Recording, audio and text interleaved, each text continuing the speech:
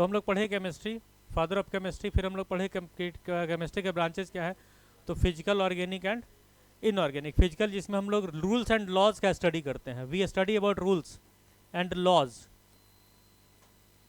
Of different scientist या of different elements, matter, किसी का भी रूल है तो उसको हम लोग बोलते हैं फिजिकल केमिस्ट्री। जिसमें हम लोग कार्बन एंड इट्स कंपाउंड का स्टडी करते हैं वो हमारा हो गया ऑर्गेनिक केमिस्ट्री। और जिसमें हम अदर एलिमेंट्स का स्टडी करते हैं other than carbon, that is called inorganic chemistry. जैसे आयरन है, गोल्ड है, सिल्वर है, एल्युमिनियम है, तो वो हम लोग स्टडी करते हैं इनऑर्गेनिक केमिस्ट्री में। ठीक है, तो ये हम लोग देखे थे लास्ट क्लास में। उसके बाद हम लोग देखे थे कि मैटर क्या है, व्हाट इज मैटर, ये हम लोगों ने देखा व्हाट इज मैटर। ठीक है, तो मैटर को हम लोग जब स्टेट्स में बांटे थे तो हम लोग देखे थे सॉलिड, लिक्विड एंड गैस। ये हम लोगों का था कि what is solid, what is liquid and what is gas, all these are states of matter. हाँ, ये है फिजिकल स्टेट, और ये बोल सकते हैं आप स्टेट्स ऑफ मैटर। यहाँ पे हम लिख देते हैं states, states of matter, states of matter. ठीक है, अब सॉलिड, लिक्विड, गैस में क्या होता है, तो इसका इंटरमोलिकुलर स्पेस बहुत कम होता है, intermolecular force of attraction high होता है। मतलब कि दो मॉलिक्यूल के बीच का जो जगह है वो बहुत कम होता है, और जो दो मॉलिक्यूल के बीच लगने वाला बल है बहुत ज़्यादा होता है। इसका एक फ्री सरफेस होता है, इट हैज़ फ्री सरफेस, और वो फ्री सरफेस का नंबर कितना है, तो unlimited, इनडिफिनाइट, indefinite, indefinite free surface है इसका। इनडेफिनेट फ्री सरफेस मतलब जैसे मान लीजिए रिमोट है, तो इसका फ्री सरफेस मतलब आप इस सरफेस को भी टच कर सकते हैं, इसको भी टच कर सकते हैं, इधर भी टच कर सकते हैं, इधर भी टच कर सकते हैं। तो काफ़ी सारे सरफेस, सतह है इस पे। तो सॉलिड का वो भी एक प्रॉपर्टी है, अपार्ट फ्रॉम कि उसका molecular force of attraction, intermolecular space, उसके पास हाई डेंसिटी है। ठीक है, ये सब सॉलिड का है। सॉलिड हार्ड होता है, और एक और इम्पॉर्टेंट है कि इसका फ्री सरफेस, फ्री सरफेस का मतलब सतह इसके पास में काफ़ी होता है। हम स्पेस लिखे हैं, बेसिकली सरफेस है, मैंने स्पेस लिख दिया यहाँ पे, सरफेस, सरफेस तो फ्री सरफेस है। और लिक्विड में क्या है, वन फ्री सरफेस होता है, it has only one free surface, it has only one free surface. One free surface का मतलब क्या है कि अगर आप पानी लीजिएगा तो पानी का सिर्फ ऊपर वाला सरफेस का ही आप छू सकते हैं, किनारे वाले सरफेस को नहीं छू सकते, बॉटम सरफेस को नहीं छू सकते, क्योंकि बॉटम का जो सरफेस है उस बर्तन का सरफेस है जिसमें वो रखा है, उस वेसल का सरफेस है जिसमें वो रखा है, उस कंटेनर का सरफेस है। आपका ऊपर वाला सरफेस ही फ्री है। जैसे मिल्क है तो मिल्क का ऊपरी सरफेस फ्री है, बाकी सरफेस फ्री नहीं है। और गैसेज में जो होता है इसके पास में कोई भी फ्री सरफेस नहीं होता, तो नो फ्री सरफेस, इसका कोई भी सतह फ्री नहीं होता है, आप गैस के किसी भी सतह को छू नहीं सकते। इसका इंटरमॉलिक्यूलर फोर्स बहुत कम है, नेग्लिजिबल, नहीं के बराबर। नेग्लिजिबल मतलब कि नहीं के बराबर, negligible intermolecular force of attraction, FOA। और जो स्पेस है वो बहुत ज़्यादा है, intermolecular space is very high, highest. यहाँ उल्टा हो जाता है, यहाँ पे इंटरमॉलिक्यूलर फोर्स ऑफ अट्रैक्शन ज़्यादा, यहाँ बिल्कुल नहीं। यहाँ स्पेस बहुत कम, यहाँ स्पेस बहुत ज़्यादा। ठीक है, रिपीट करते हैं। जैसे कि जैसे हवा है यहाँ पे, तो हवा का एक मॉलिक्यूल इस कॉर्नर में है तो दूसरा मॉलिक्यूल उस कॉर्नर में है, उन दोनों के बीच में बहुत जगह है। अगर हम एटम का या मॉलिक्यूल का साइज से इस स्पेस को, इस जगह को तुलना करें तो, क्योंकि एटम बहुत छोटा होता है, एटम का साइज होता है 10⁻⁻10 मीटर, लगभग 1 एंगस्ट्रॉम।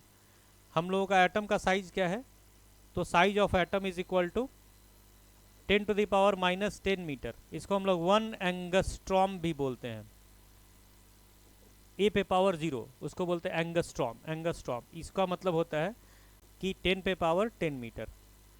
ठीक है, हाँ, एंगस्ट्रॉम।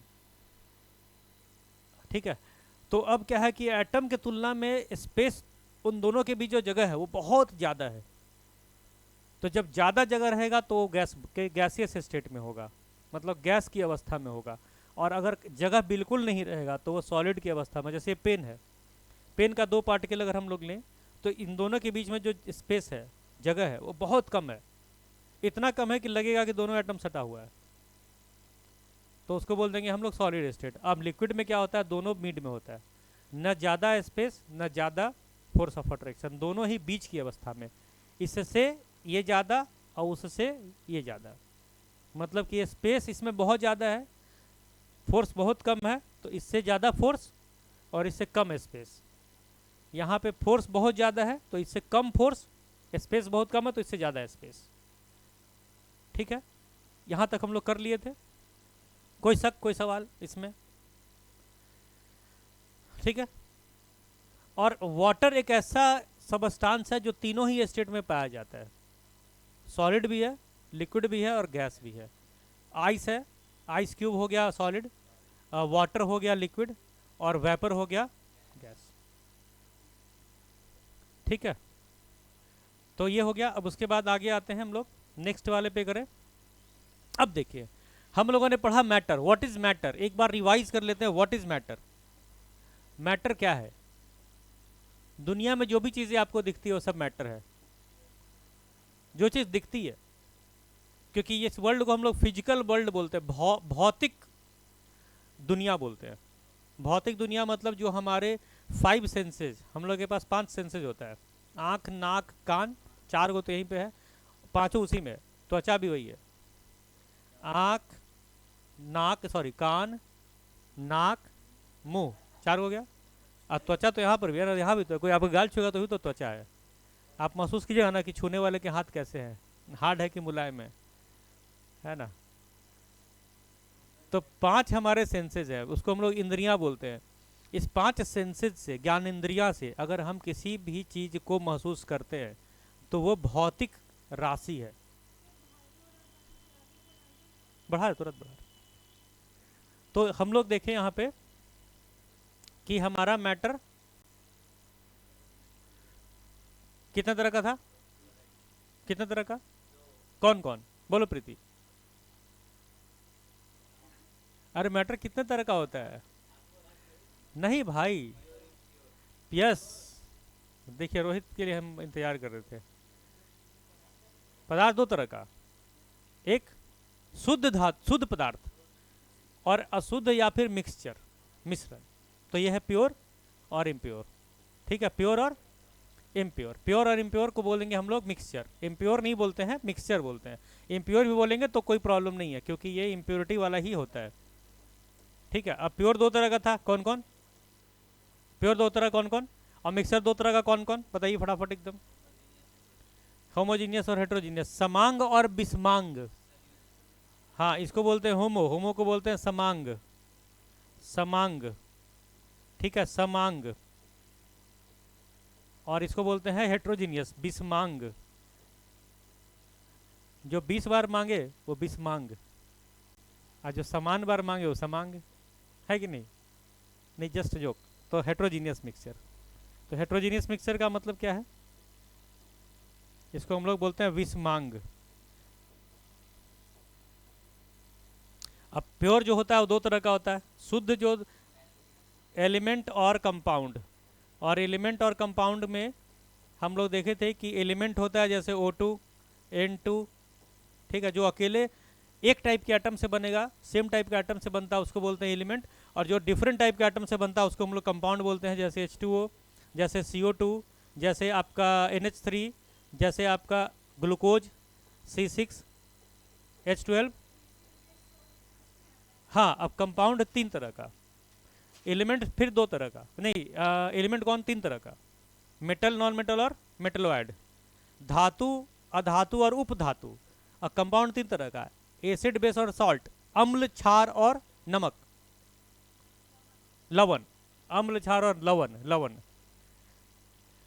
और होमोजीनियस को बोलते हैं सॉल्यूशन, और हेट्रोजीनियस को बोलते हैं 2 तरह का, कोलोइडल और सस्पेंसर, है ना। ये हम लोग लास्ट क्लास में किए थे, तो ये हम लोग आगे बढ़े, यहाँ तो कोई प्रॉब्लम नहीं।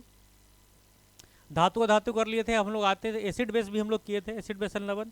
जो एसिड बेस नहीं किए थे, एसिड बेस हम लोग, चलिए तो कंपाउंड में देख लेते हैं, तो उसको भी देख ही लो। फिर जब इतना कर रहे हैं तो हम लोग वो भी देख लेते हैं, एलिमेंट का। पेन बदलने, पीला लेते हैं, एलिमेंट। तो एलिमेंट क्या होता है? एलिमेंट 3 तरह का, एक होता है मेटल, दूसरा नॉन मेटल, और तीसरा मेटलोइड, धातु, अधातु और उपधातु। और कंपाउंड होता है 3 तरह का, एक होता है एसिड, अम्ल, और एक होता है बेस, क्षार, और तीसरा होता है लवण, सॉल्ट। ठीक है।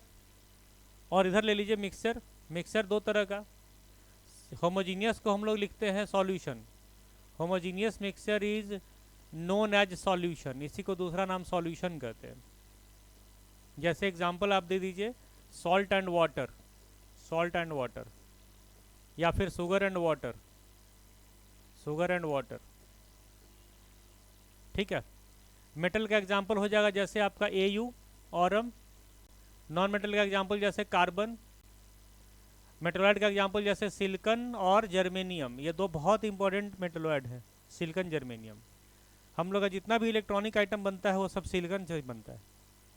सिलिकन मतलब बालू, सिलिकन डाइऑक्साइड को बालू कहते हैं, जो रेत हम जिससे घर बनाते हैं, उसी को भर देते हैं ये पंखा वाला कैपेसिटर में, जिससे पंखे की स्पीड बढ़ती है। उसी से बनाते हैं ट्रांजिस्टर, उसी बालू से बनाते हैं रेसिस्टेंस, उसी बालू से बनाते हैं बाकी capacitors, resistance, transistors, chip, microchip, सब बालू से बनता है। उसकी कीमत कितनी होगी? 10-20 पैसा, 50 पैसा, 10 रुपया। और कितना बिकता है मोबाइल फ़ोन? 10-10 हज़ार में, 50-50 हज़ार में। मतलब फ़ोन हाँ, फ़ोन बनाने वाला कितना, इसलिए तो चाइना जापान एकदम आगे बढ़ जाता है।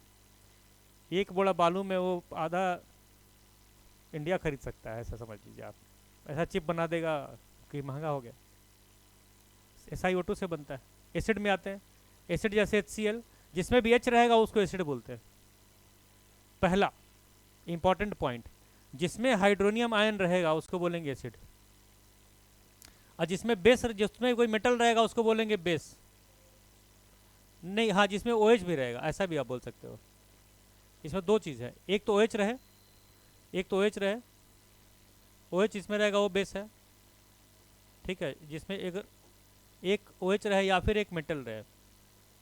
अगर आगे एक मेटल है तो वो ज़्यादातर 99% बेस है, या अगर OH है तो पक्का बेस है, और अगर आगे H है तो पक्का एसिड है। ठीक है। एसिड जो है ब्लू को रेड में कन्वर्ट कर देता है। क्या ब्लू को?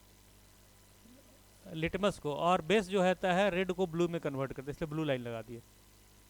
समझ गए? जो इसमें हाइड्रोजन रहेगा वो एसिड है, जिसमें कोई मेटल रहेगा या OH रहेगा वो बेस है, और जिसमें कोई हैलोजन रहेगा। अब हैलोजन का मतलब क्या होता है, मैं हरा लेता हूँ हैलोजन। जैसे आपको यहाँ लीजिए, मेटल को आप लीजिए R और X, इसका सिंबल है। अब X का मतलब क्या है? फ्लोरीन हो, क्लोरीन हो, ब्रोमीन हो, आयोडीन हो। फिर कल बाहर आई, हाँ, aunty, astatine, astatine. But astatine क्या है, उसमें थोड़ा मेटेलिक प्रॉपर्टी आ जाता है, इसलिए वो सॉल्ट नहीं बनाता। इसको बोलते हैं हैलोजन, एक्स को बोलते हैं हैलोजन, हैलोजेन। हैलो मतलब होता है सॉल्ट, और जेन मतलब होता है सिंथेसिस। जो सॉल्ट को बनाए उसी को हम लोग बोलते हैं हैलोजन। जिससे सॉल्ट बनता है, दुनिया की कोई भी नमक इसी से बनेगी ज़्यादातर केसेस में। ऐसे NO3, CO3, SO4, वो सब भी सॉल्ट ही रहता है अगर आगे मेटल है तो। जैसे NaNO3, ये मैं इसको बेस में डाल, ये बेसिक सॉल्ट है, क्योंकि ये बेस है। बेस क्यों है? क्योंकि मेटल है, तो मेटल वाला बेस रहता है। तो पीछे में NO3 है, तो क्या हुआ? तो ये है सॉल्ट बट बेसिक नेचर का है। अब प्योर सॉल्ट बोलेंगे NaCl, जैसे एक X रहेगा तो प्योर सॉल्ट है। समझे? तो सॉल्ट मतलब fluorine, chlorine, bromine, iodine, AT, astatine. फिर कल बाहर आई आंटी, है ना? क्लियर? और यहाँ पे आ गया हम लोग होमोजीनियस में। अब देखिए हेट्रोजीनियस की बात कर लेते हैं। हाँ, उसमें आप क्या पढ़ना है? और ये कर देंगे कि हमारा जो एसिड होता है वो ब्लू लिटमस को रेड में कन्वर्ट कर देता है। ब्लू टू रेड मतलब क्या हुआ? ब्लू लिटमस को रेड में कन्वर्ट कर देता है। और इसका पीएच इसका क्या होगा? 7 से कम। pH is less than 7। ये क्या है? pH is less than 7। Parameter of hydronium ion, H ion का कितना पैरामीटर है, क्या उसका अमाउंट है, अमाउंट ऑफ हाइड्रोनियम आयन, ठीक है, उसको बोलते हैं हम लोग pH, parameter of hydronium ion. Hydronium मतलब hydrogen, parameter of hydrogen ion या hydronium ion, HYDRONIUM of hydronium ion. अम्ल, अमलगम, अमलगम होता है जब मरकरी किसी सबस्टांस के साथ ऐड रहे, किसी मेटल के साथ ऐड रहे तो उसको अमलगम कहते हैं। हाँ ये नहीं बनाता है अमलगम, शायद बताओ क्या याद है तो। अच्छा बता दे, हम बता दें थोड़ी देर में। कौन सा धातु अमलगम नहीं बनाता है, बट अमलगम मतलब मरकरी रहेगा। हाँ अमलगम मतलब मरकरी रहेगा, जैसे कि हाँ एलवाई से पूछता है, एलवाई आ रहे हैं भाई, ठीक है। हाँ तो फिर कल बाहर आई आंटी, ठीक है। अब यहाँ पे आ जाएंगे हेट्रोजीनियस पे। अब यहाँ पे आइए, हेट्रोजीनियस जो एलिमेंट, हेट्रोजीनियस जो मिक्सचर है वो दो तरह का होता है। कौन कौन सा? एक होता है आपका कोलोइडल और दूसरा होता है सस्पेंशन। कोलोइडल और सस्पेंशन, तो कोलोइडल और सस्पेंशन या कोलोइड और सस्पेंशन, कोलोइडल की जगह पे हम लोग कोलोइड भी लिख सकते हैं। तो कोलोइड, कोलोइड और सस्पेंशन, कोलोइड और सस्पेंशन, ये हम लोगों का हेट्रोजीनियस मिक्सचर। अब तीनों में अंतर क्या है कि सॉल्यूशन में जो कंस्टिट्यूएंट पार्टिकल हैं, मतलब कि जिससे मिल के वो बना है, उसका कंपोजिशन हर जगह बराबर रहेगा। मतलब आप पहला सिप लीजिए, पहला घुट पीजिए चीनी पानी का शरबत, तो वही मीठापन लगेगा जो अंतिम घुट में चीनी पानी का शरबत में लगेगा, उतना ही मीठा लगेगा अगर वो ठीक से मिक्स किया हुआ है तो उसको बोलेंगे होमोजीनियस मिक्सचर, समांग मिक्सचर। और कोलोइडल में क्या होता है कि जब कंस्टिट्यूएंट पार्टिकल पूरी तरह से मिक्स नहीं हो या उनका कंपोजिशन हर जगह सेम नहीं है तो उसको हम लोग बोलते हैं हेट्रोजीनियस। अब इसमें दो आता है, कोलोइड, कोलोइड का मतलब है जब पार्टिकल उसमें तैरता रहे, फ्लोट करता रहे और नीचे सेटल डाउन ना हो, तो उसको बोलते हैं कोलोइड। जैसे मिल्क, मिल्क में वाइट कलर का प्रोटीन होता है, वो उसमें तैरता रहता है, इसीलिए मिल्क जो है वो हमेशा वाइट दिखता है, नीचे बैठता नहीं है, तो उसको हम लोग कोलोइड बोलते हैं। और आपका एग्जांपल जैसे बादल, फॉग, मिस्ट, धुंध, क्लाउड, ये सब एग्जांपल हमारा कोलोइड का है। ये हम लोग जो पेंट करते हैं, ट्रैक्टर इमल्सन या जो पेंट होता है, वो भी हमारा कोलोइड है।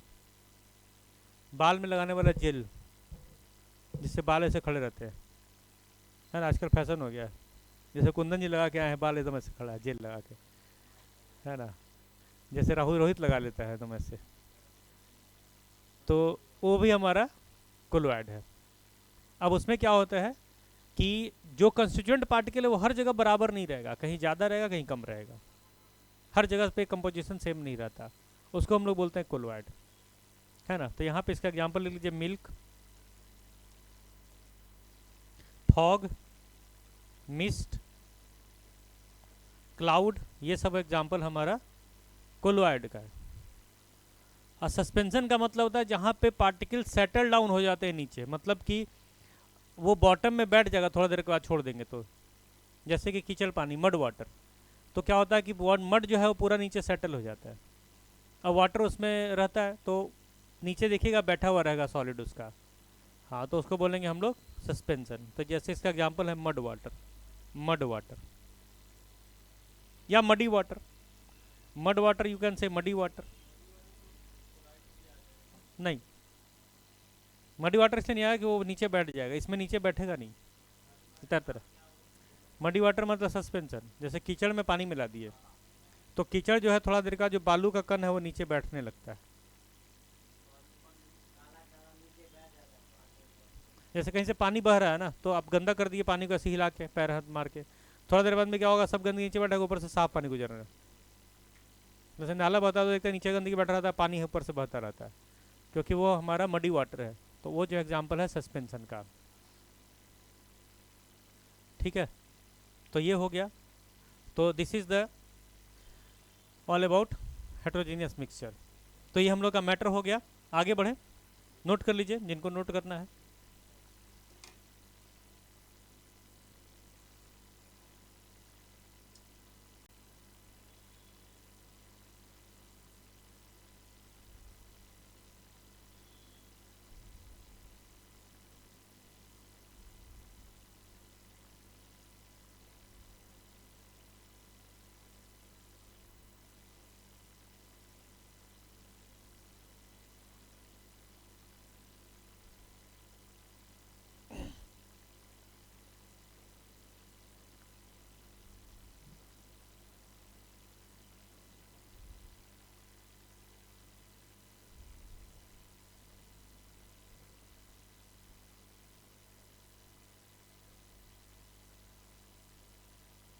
हो गया, जस्ट नोट इट डाउन।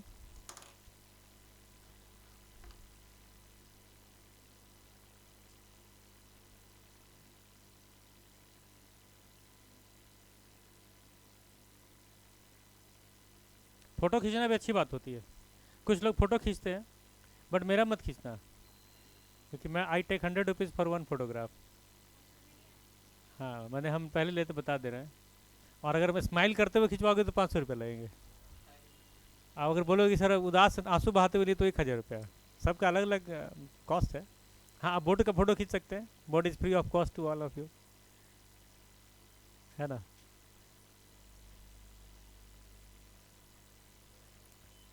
तो हेलोजन क्यों बोलते हैं, ये ग्रुप 17 के एलिमेंट होते हैं हेलोजन। हम लोग पीरियोडिक टेबल पढ़ेंगे तो उसमें हम लोग पढ़ेंगे आगे में। ठीक है, बढ़े आगे। चलिए अब देखिए हम लोग इसके बाद में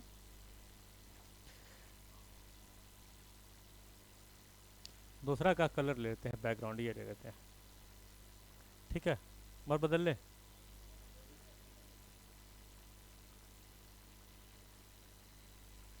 ये लेते हैं। अब देखिए हम लोग आज पढ़ेंगे। अच्छा, दो तीन क्वेश्चन यहाँ से आता है कि कौन सा ऐसा मेटल है जो लिक्विड स्टेट में पाया जाता है। Metal found in liquid state, metal found in liquid state या प्रेजेंट इन लिक्विड स्टेट, कुछ भी बताइए। और non metal found in liquid state. और ऊपर वाला पारा होगा, मरकरी।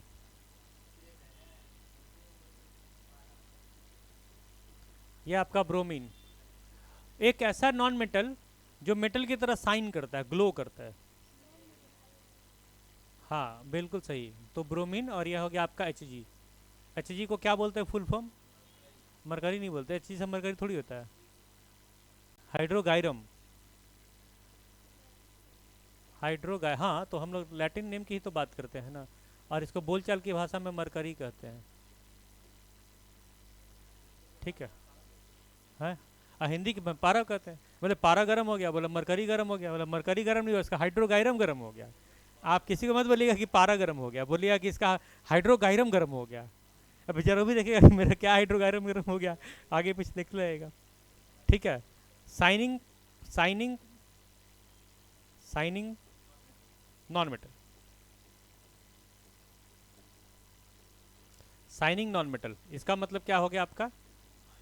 Iodine, I2। और हम लोग का नमक में आयोडीन है। क्या आपके टूथपेस्ट में नमक है? क्या आपके टूथपेस्ट में आयोडीन है? आयोडीन का काम क्या है बायोलॉजी में, क्या काम है आयोडीन का? अगर हम लोग बायोलॉजी पढ़ेंगे तो यूज़ ऑफ आयोडीन पढ़ेंगे। तो क्या काम है आयोडीन का? आयोडीन के हेल्प से हमारा थायराइड ग्लैंड वो क्या बनाता है? थायराइड ग्लैंड से थायरॉक्सिन हार्मोन निकलता है, तो थायरॉक्सिन हार्मोन बनाने के लिए आयोडीन का यूज़ किया जाता है। इसीलिए आपको आयोडीन खिलाया जाता है ना। तो बोलना चाहिए था क्या आपके नमक में आयोडीन है, तो यहाँ पे क्वेश्चन होता है क्या आपके टूथपेस्ट में नमक है। तो टूथपेस्ट में नमक है और नमक में आयोडीन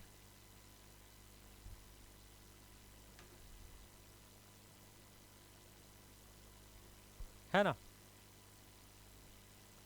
आगे बढ़ें। अच्छा, हमारा अगर हम हैंड पे किसी को रखेंगे, कौन सा ऐसा मेटल है जो metal turns into liquid state when kept on palm. जब आप हथेली पे रखिएगा तो एक ऐसा कौन सा मेटल है जो लिक्विड में बदल जाता है?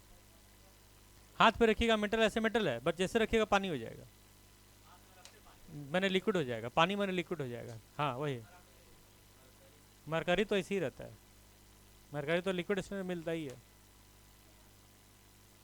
हाँ बोलो ऐसे करके, थोड़ा ऐसे डांस भी कर ले तो अच्छा समझ में आएगा। तो है जब कुछ चीज़ें नहीं याद आता थोड़ा डांस करना चाहिए तो आदमी को आ जाता है याद। सॉरी, नहीं नहीं, हाथ में ऐसे रखेंगे। हाँ, आपके बॉडी से जैसे वो टच हुआ, स्पर्श किया, हवा से नहीं, आपके हाथ के गर्मी से। क्या आपका हाथ में गर्मी है? अब नया क्वेश्चन पूछेंगे, क्या आपके हाथ में गर्मी है? बोलेंगे गैलियम रखिए सर। क्या बोल रखेंगे? क्या रखेंगे? गैलियम। क्या रखेंगे? क्या आपके हाथ में गर्मी है? यस। कैसे? गैलियम पिघल गया,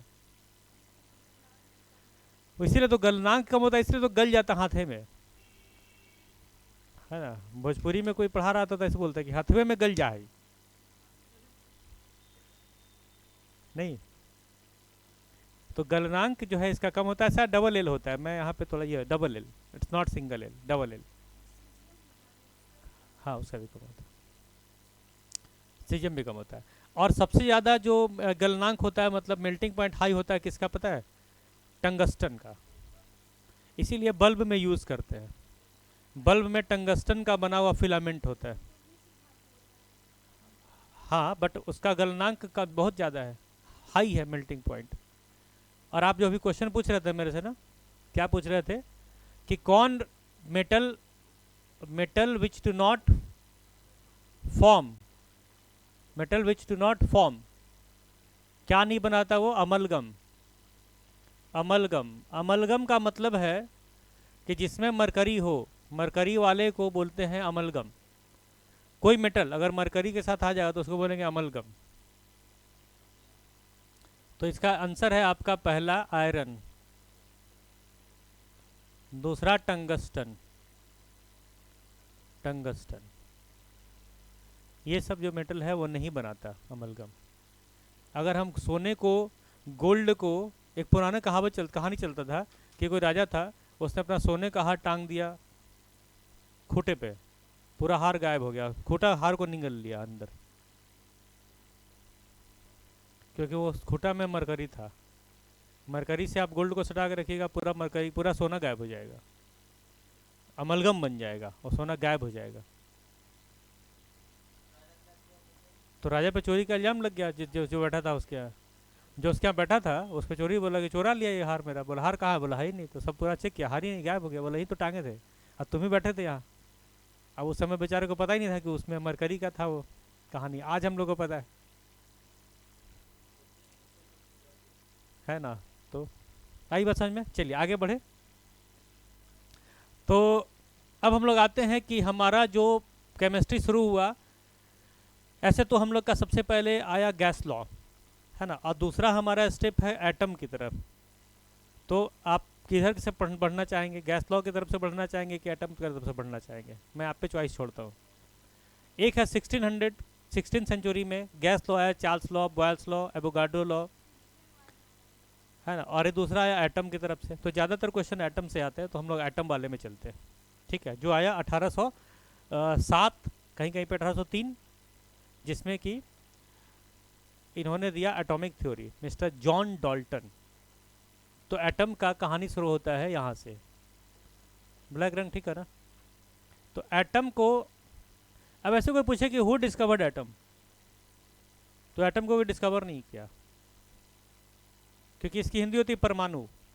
तो बहुत साल पहले ऐसा माना जाता है कि हजारों साल पहले महर्षि कन्नड़, जिनको महर्षि कश्यप भी कहते हैं, उन्होंने परमाणु के बारे में बताया था कि परमाणु किसी भी पदार्थ के सबसे छोटे कण को बोलते हैं परमाणु, और दो से ज़्यादा परमाणु मिलकर बनाता है अणु। ठीक है, उसी बात को दोबारा से लाया गया, उसको ट्रांसलेट करके। इसका मतलब है एटम बना है एटमोस से। एटमोस से, एटमोस का मतलब होता है नॉट डिविजिबल, जो डिवाइड नहीं हो। डिवाइड नहीं हो मतलब कि जो सबसे छोटा हो, वह कण जो सबसे छोटा हो उसको क्या कहते हैं? एटम। एटम। तो smallest particle of the matter is known as atom. The smallest particle of the matter, अरे black particle is known as, यहाँ पार्टिकल्स है, मैं इसको और अच्छा लिख देता हूँ सुंदर से। मेरा हैंडराइटिंग बहुत सुंदर है ना, इससे सुंदर हैंडराइटिंग आपको नहीं मिलेगा दुनिया में। The smallest particle of matter of the matter is called atom. तो जो स्मॉलेस्ट पार्टिकल है उसको क्या बोलेंगे हम लोग? एटम, परमाणु। और पदार्थ के जितने भी गुण होते हैं वो इस परमाणु का ही गुण है। और एटम का साइज कितना है? 10 पे पावर माइनस, अभी हम तो तुरंत लिखे 1 एंगस्ट्रॉम। ठीक है। तो सबसे पहली थ्योरी जो एटम पे आई वो आई आपको जॉन डाल्टन के द्वारा। जॉन डाल्टन ने एटॉमिक थ्योरी, परमाणु सिद्धांत दिया। ठीक है। तो हम लोग लिख लेंगे परमाणु सिद्धांत 4-5 को दिया था वो, जिसमें से 5 में 4 गलत है, 1 सही है, जो आज भी चल रहा है। अब उस समय तो कोई नट बोल्ट पेचकस था नहीं कि बेचारा खोल के किसी को देखता, तो अंदाज ही लगाया होगा या पुराने पुस्तकों पढ़ के बताया होंगे या जैसे भी किए, बट उन्होंने बताया कि परमाणु में के कुछ पॉइंट उन्होंने दिए और उसको डाल्टन का एटॉमिक थ्योरी कहा जाता है, डाल्टन का परमाणु सिद्धांत। ठीक है, डाल्टन का परमाणु सिद्धांत। तो हम लोग यहाँ पे देख लेते हैं, अगले पेज की तरफ चलते हैं। पेज के पहले चलने के पहले हम लोग थोड़ा कलरफुल कर लेते हैं, कलर बदलते रहना चाहिए। तो आइए यहाँ पे लिखते हैं डाल्टन एटॉमिक थ्योरी। अब डाल्टन एटॉमिक थ्योरी क्या है, what is Dalton atomic theory? तो यहाँ पे देखते हैं हम लोग। अच्छा, मेरे बोर्ड पे हैंडराइटिंग बड़ा बढ़िया बन रहा है ना? अभी तारीफ मेरा है कि बोर्ड का है? अच्छा, मेरा है। तो डाल्टन एटॉमिक थ्योरी में डाल्टन ने 5 बातें बोली। पहला बात उन्होंने ये बोला कि, क्या बोला कि atom is the smallest particle. Atom is the smallest particle. Atom हमारा सबसे छोटा पार्टिकल है मैटर का। Atom is the smallest particle of any matter. अब मैटर किसको बोलते हैं? Which have mass and occupy space, जिसके पास कुछ द्रव्यमान हो और जो कुछ जगह छींकता हो। तो मास को कैसे डिफाइन करेंगे? डिफाइन मास, द्रव्यमान की परिभाषा बताइए, प्रीति जी बताएंगे। प्रीति जी बताएंगे द्रव्यमान की परिभाषा। नहीं, मुंह से बोलिए, कैसे नहीं बोलना है, मुंह से बोलना है। बोले कैसे बोले सर? बोले मुंह से बोलो सर। बताइए रोहित जी, दोनों रोहित मिल के बताइए, द्रव्यमान किसे कहते हैं, मास किसे कहते हैं?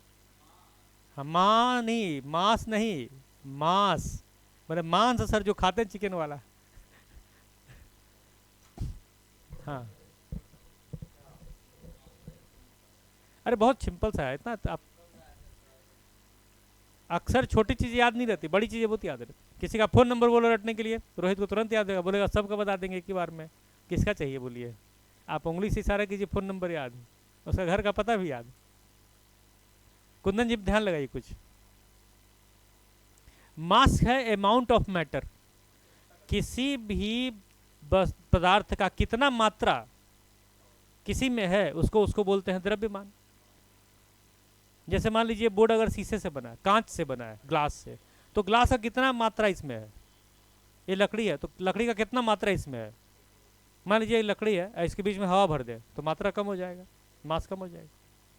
तो कितना मात्रा उसके अंदर, उसको मास कहते हैं। और स्पेस का माने वॉल्यूम। स्पेस का मतलब वॉल्यूम, वॉल्यूम का मतलब कितना जगह छिकता है, कितना जगह छिकता है मतलब कितनी लंबाई, कितनी चौड़ाई, कितनी ऊंचाई है।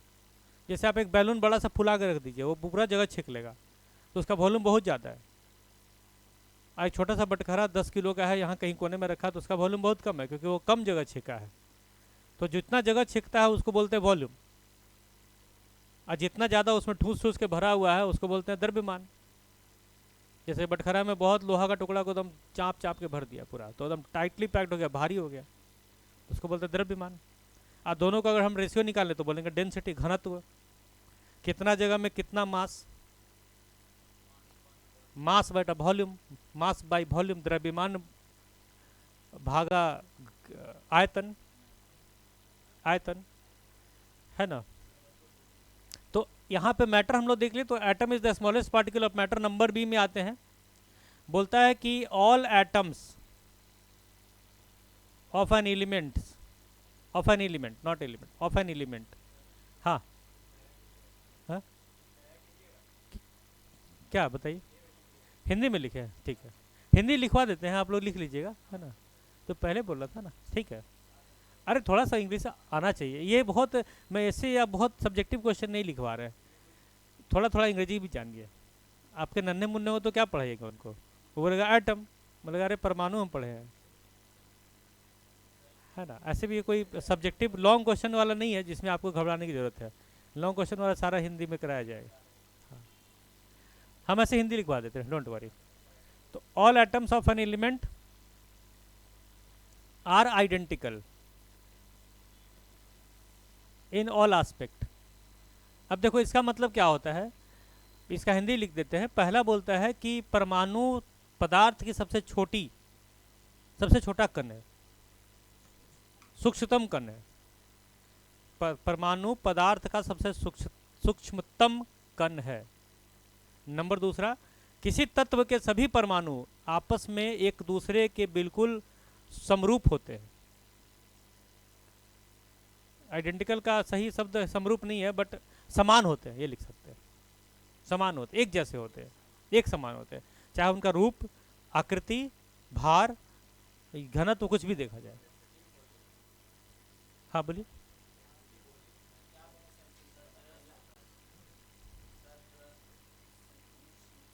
क्या क्या, सदृश्य, यस प्रीति इज राइट, सदृश्य, समान होते हैं, सदृश्य। आइडेंटिकल को हिंदी में लिखते हैं सदृश्य, सदृश्य, सदृश्य होते हैं, सदृश्य, देखिए मैंने सही लिखा है, सदृश्य होते हैं। आइडेंटिकल को बोलते हैं सदृश्य। हिंदी बोले, कौन किसका, किसी तत्व के सभी परमाणु सदृश्य होते हैं, समान होते हैं, सदृश्य होते हैं, सभी परमाणु, हाँ सदृश्य होते हैं, खत्म। किसी तत्व के सभी परमाणु आपस में या एक दूसरे के या सिंपल ऐसे सदृश्य होते हैं, ठीक है। उसके बाद लिखेंगे नंबर तीसरा वाला, बोलता है कि अगर डिफरेंट एलिमेंट लिया जाए और उसके जो एटम होंगे तो बोलेगा डिफरेंट होंगे। विभिन्न तत्वों के परमाणु विभिन्न होते हैं, कभी सदृश नहीं हो सकते, ये डाल्टन सामने बताया। तो यहाँ लिखेंगे नंबर सी में कि the atoms of different elements, the atoms of different elements, different elements के जितने भी एटम्स हैं, मतलब एक से ज़्यादा अगर हम एलिमेंट ले लें तो उसके जो परमाणु होंगे वो are different, are different in all aspect. All aspect मतलब सभी तरह से, चाहे आप उसकी लंबाई देखिए, चौड़ाई देखिए, ऊंचाई देखिए, रूप देखिए, भार देखिए, वॉल्यूम देखिए, डेंसिटी देखिए, है ना। तो डिफरेंट एलिमेंट्स मतलब कि विभिन्न तत्वों के जो परमाणु होंगे विभिन्न वो एक दूसरे के जैसा नहीं हो सकता कभी, है ना, ठीक है। अब हम लोग डी में आते हैं। बोलता है कि एटम्स आर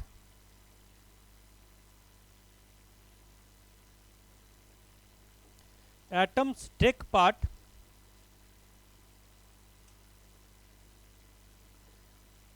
in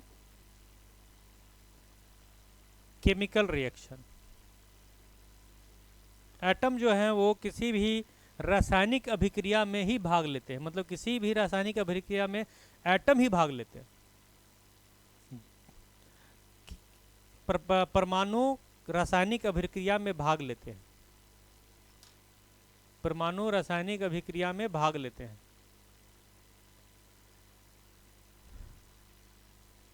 परमाणु रासायनिक अभिक्रिया में भाग लेते हैं।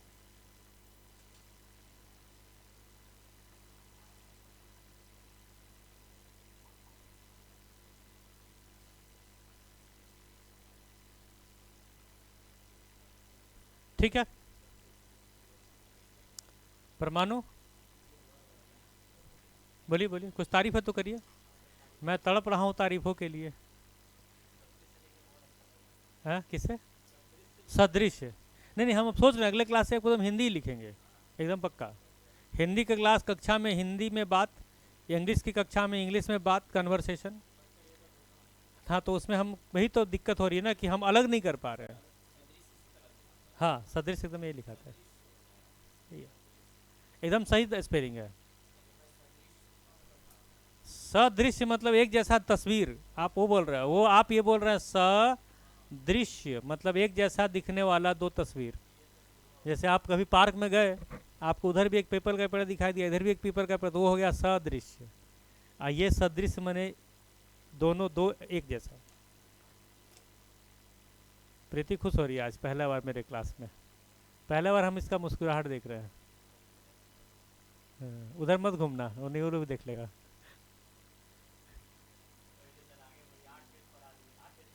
हाँ, तो 20-25 स्लाइड मेरा जाता ही है, एक क्लास में 20 स्लाइड से कम नहीं पढ़ाते हम।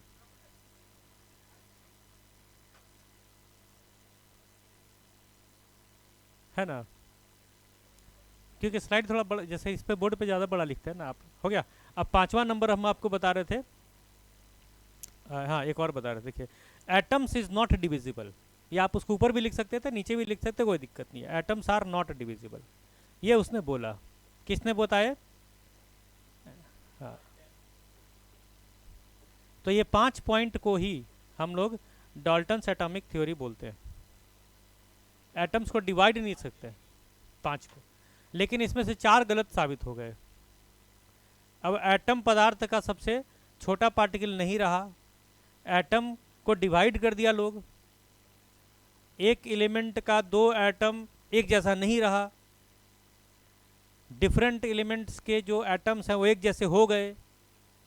लेकिन एकमात्र इसकी जो सच बात थी, जो उन्होंने सच बोला था कि परमाणु ही रासायनिक अभिक्रिया में भाग लेते हैं, वो आज तक ले रहा है और आगे भी लेगा। उसको कई बार मना भी किया मत भाग लो, फिर भी लिया। जैसे एक बार अभिक्रिया हो रही थी, मैं उसको मना कर दिया कि परमाणु मत भाग लो, बोला नहीं नहीं हम लेंगे सर, क्योंकि डाल्टन साहब बोल के गए। जैसे हम खाना खाते हैं तो हमारा जो परमाणु होता है, जो हमारा जो अभिक्रिया होता है डाइजेशन के अंदर में, तो उसमें हमारा परमाणु ही भाग लेता है। जैसे ग्लूकोज टूटा कार्बन डाइऑक्साइड और वाटर वेप में, तो परमाणु ही अलग अलग हुए और वो नए कंपोजिशन बनाए, नया रचना बनाया और दूसरा कंपाउंड बन गया, परमाणु वही रहेगा। तो रासायनिक अभिक्रिया अगर पूछे क्या है, व्हाट इज रासायनिक अभिक्रिया या केमिकल रिएक्शन, तो it's a rearrangement of atoms. परमाणुओं की दोबारा व्यवस्था या पुनर्व्यवस्था ही रासायनिक अभिक्रिया है। एकदम सामान्य भाषा में बात करें, एकदम आम आदमी वाला definition. What is chemical reaction? तो केमिकल रिएक्शन में केमिस्ट्री वाला बोलेगा कि in which a new substance of new property when 2 reactants are combined together new substance of new properties are formed. एकदम आम आदमी से पूछ दीजिएगा, आम आदमी वाले पार्टी से, तो बोलेगा अरे भाई कब व्यवस्था कर दो अलग अलग एटम को, हो गया अभिक्रिया। परमाणुओं की पुनर्व्यवस्था ही रासायनिक अभिक्रिया है, रीअरेंजमेंट ऑफ एटम, है ना। जैसे H2+O2 रीअरेंजमेंट हो गया H2O, C+O2 रीअरेंजमेंट हो गया CO2, CO2+H2O पेड़ के अंदर बन गया ग्लूकोज और हमारे अंदर बन गया फिर से वही CO2+H2O। जो हमारे अंदर होता है उसका उल्टा पेड़ के अंदर होता है। पेड़ में खाना कहाँ बनता है? फोटोसिंथेसिस कहाँ होती है? सभी हरे जगहों पे, चाहे वो पत्ता हो, चाहे तना हो, चाहे जड़ हो, या कुछ भी हो, जो भी हरा होगा, जिसमें भी क्लोरोप्लास्ट होगा, उसके अंदर क्लोरोफिल होगा, उसके अंदर ग्राना होगा, और उसी में बनेगा पौधों का खाना, है ना। कहाँ बनता है खाना? ग्राना में। ग्राना कहाँ होता है? एस्टोमेटा में नहीं, एस्टोमेटा तो उड़ता है पानी। खाना बनता है ग्राना में, और ग्राना होता है क्लोरोफिल में, और क्लोरोफिल होता है क्लोरोप्लास्ट में, और क्लोरोप्लास्ट कहाँ होता है? जहाँ हरा रहेगा। तो हरा पत्ता, तना, जड़, फल, कुछ भी, फूल, कुछ भी होता है। बहुत सारे जड़ बाहर में हरा हो सकते हैं, जो भी हरा होगा, मैंने क्या बोला, हरा जहाँ भी रहेगा वहाँ होगा। ठीक है, आगे बढ़ें। तो अब यहाँ पर देखें, डाल्टन्स एटॉमिक थ्योरी के बाद में हमारी कहानी आगे बढ़ी। लिख लिया आप लोग? बहुत बेहतरीन आप लोग पढ़ रहे हैं आज, है ना। तो अब हम लोग आगे चले कि जब एटम्स को डिवाइड अब एक एक करके करते हैं। पहला क्या था? Atom is the smallest particle, अब वो नहीं रहा। तो स्मॉलेस्ट पार्टिकल हमारे बाद में डिस्कवर्ड हुए। स्मॉलेस्ट पार्टिकल, या इसको सब पार्टिकल भी आप बोल सकते हो, सब पार्टिकल, सब पार्टिकल्स। जैसे इंस्पेक्टर से इंस्पेक्टर बड़ा तो सब इंस्पेक्टर छोटा, वैसे पार्टिकल बड़ा तो सब पार्टिकल छोटा, है ना। जज बड़ा तो सब जज छोटा, है ना। तो पहला हो गया आपका इलेक्ट्रॉन। इधर बढ़ते हैं हम लोग इस दिशा में। तो इलेक्ट्रॉन्स जो था, इसका डिस्कवरी किसने किया? इसका डिस्कवरी किया, the discovery of electron is done by, या जे थॉमसन, ऐसा लिख सकते हैं कि J Thomson discovered electrons. J Thomson ने इलेक्ट्रॉन की डिस्कवरी करी। अब डिस्कवरी और इन्वेंशन में अंतर होता है। क्या अंतर होता है?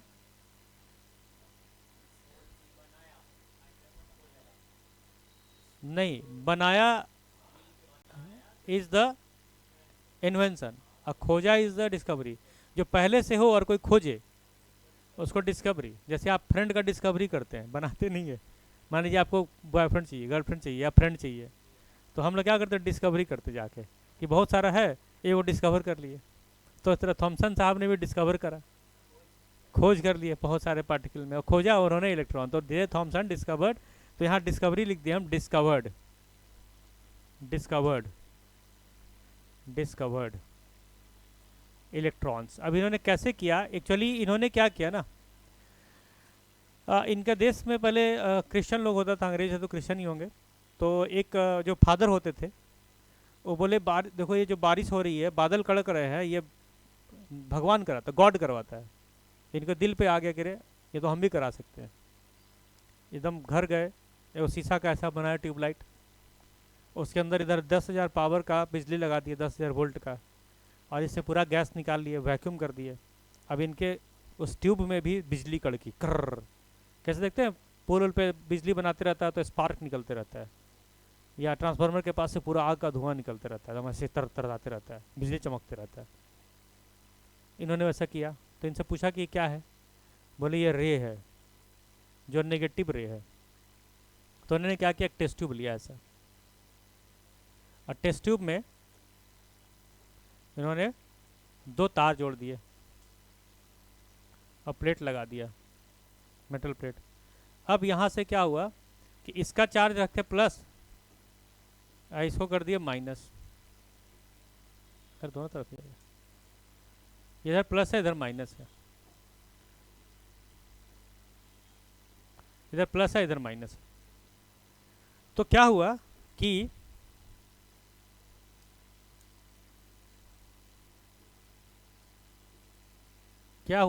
यहाँ से रे निकल के इधर आगे बढ़ा।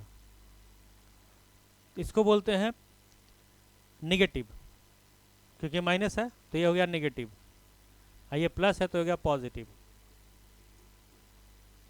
तो माइनस से, माइनस वाले प्लेट से एक रे निकली और प्लस वाले की तरफ गई। इनको ये रे दिखाई दिया, बोले ये नेगेटिव, ये रे है, इसका नाम इन्होंने रखा कैथोड रे। क्या नाम रखा? हाँ, बट एक्चुअली कैथोड रे पहले से लोग जानते थे, इन्होंने डिस्कवरी की इलेक्ट्रॉन की। तो कैसे? तो ये जो रे जा रहा था ना, इसका नाम है कैथोड रे। क्या नाम है? Cathode ray. अब इनको प्रूफ करना था कि ये जो कैथोड है ये पार्टिकल से बना है। तो किरण जब चलती है ना, मतलब रे जब किरण नहीं, रे जब चलती है तो मुड़ती नहीं है। जैसे मान लीजिए कि ये लाइट आ रहा है तो कहीं दीवार पे टकराएगा तो वापस आ जाएगा। वो ऐसा नहीं कि इधर से जाने का रास्ता बगल में से तो मुड़ के चला जाएगा।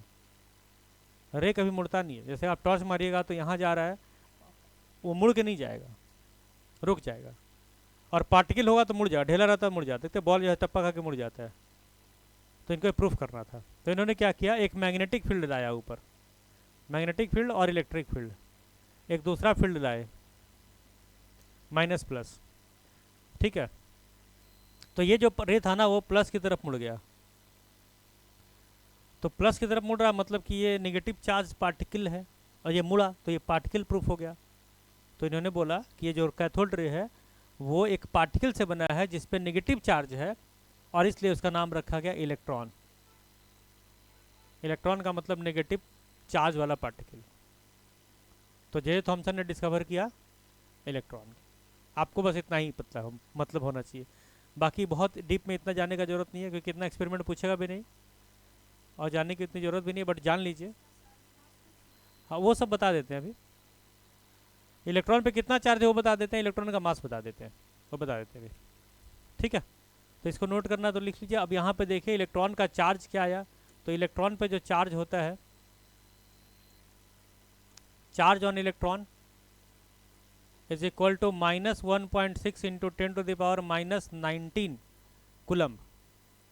और जो मास होता है, mass of electron, mass of electron ये है आपका 9.1 इंटू 10⁻31 किलोग्राम। इतना छोटा मास है, इतना छोटा मास है कि लगभग नहीं के बराबर है ना। तो हमारा जो मास है इलेक्ट्रॉन का वो है 9.1 इंटू 10⁻31 किलोग्राम, और जो चार्ज है वो है -1.6 10⁻⁻19 कूलम्ब।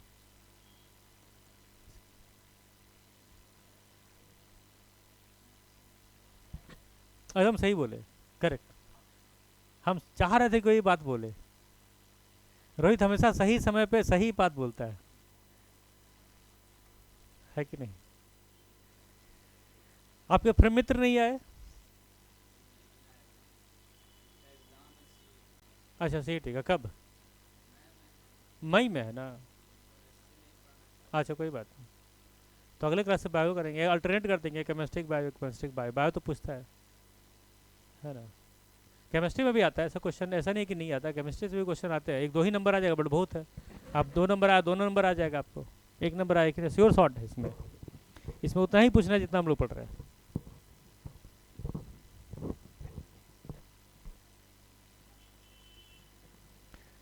फिजिक्स का टेस्ट है? अच्छा ठीक है, कर लेते हैं फिर,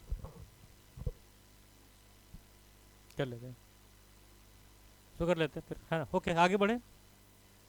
अब उसके बाद में आए, जब इलेक्ट्रॉन आया, नेगेटिव पार्टिकल आया, तो किसी ने क्वेश्चन किया होगा कि दुनिया में अपोजिट नेचर के क्या चीज़ होती है ना। तो अगर कोई नेगेटिव है तो क्या पॉजिटिव भी हुआ है? तो एक आए, हाँ, गोल्डस्टीन, ई गोल्डस्टीन, अर्न्स्ट गोल्डस्टीन।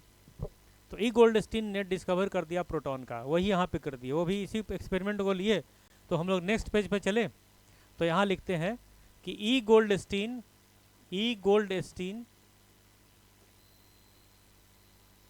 डिस्कवर्ड, ई गोल्डस्टीन ने क्या डिस्कवर करा? प्रोटॉन। और इन्होंने वही किया, क्या किया, उसी एक्सपेरिमेंट को दोहराया। और इस एक्सपेरिमेंट में इन्होंने क्या लिखा यहाँ पे, ये क्या बोले, इधर प्लस है इधर माइनस है। तो उन्होंने इस एक्सपेरिमेंट को दोहराया और क्या किए कि ये वाला जो प्लेट था ना, इसको थोड़ा आगे बढ़ा दिया ऐसे, माइनस, ठीक है। और इसको परफोरेटेड मतलब कि इसमें छेद छेद वाला टाइप का ले लिए, कि कुछ जगह खाली थी, जैसे मैं ऐसे मान लो।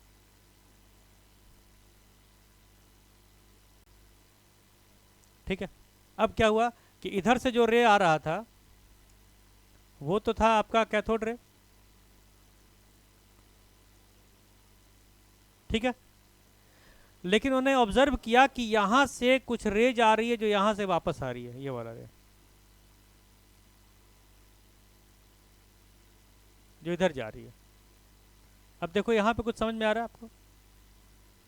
इससे रे निकल रहा था, लेकिन इस रे की वजह से यहाँ नहीं दिख रहा था। कहाँ दिखा? उसके पीछे, क्योंकि इससे तो जो रे निकला वो इधर आ गया, और इसमें परफोरेटर है, छेद है, मतलब चलनी जैसा लगा दिए वो।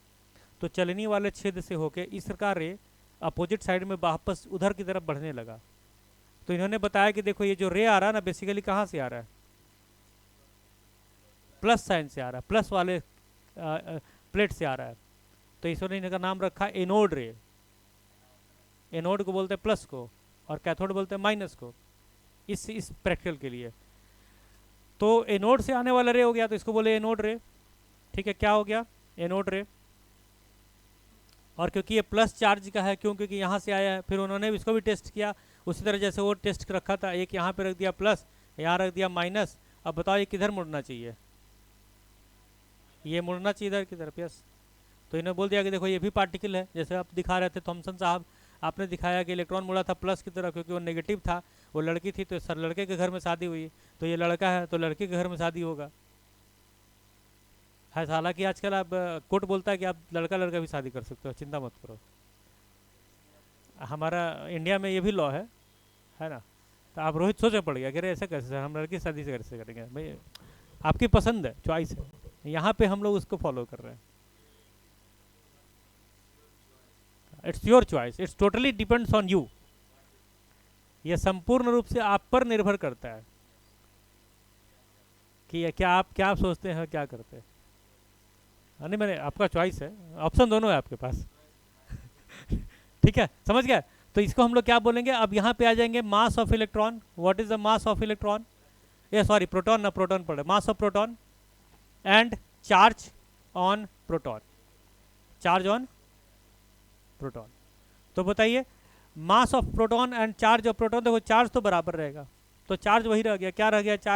चार्ज रह गया plus 1.6 10 to the power minus 19 coulomb, है ना।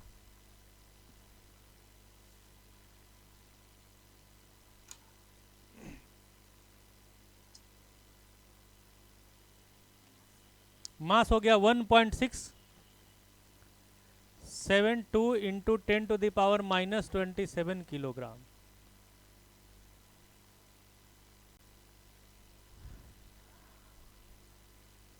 ये याद रखिएगा, charge on electron, charge on proton, mass of electron, mass of proton.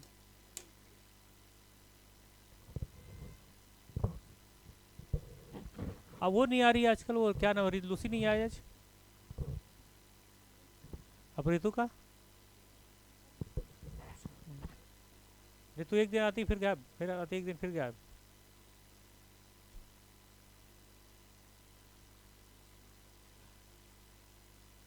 अच्छा, बाय द वे एक अनाउंसमेंट करना था, करेंगे थोड़ा देर के बाद, क्योंकि उसमें चल रहा है।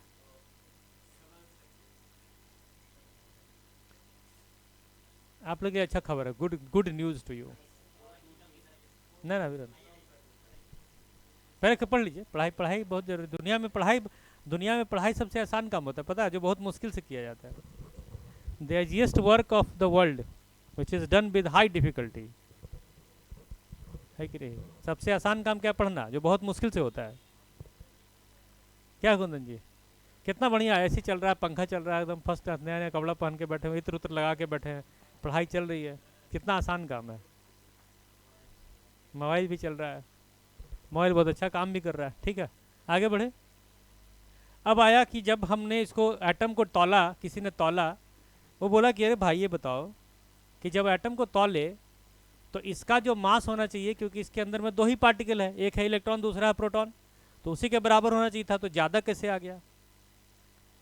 तो एक साइंटिस्ट थे, उनके दिमाग की बत्ती चली, उन्होंने डिस्कवर कर दिया एक पार्टिकल और, जिसका नाम था न्यूट्रॉन, और वो साइंटिस्ट थे जेम्स चैडविक।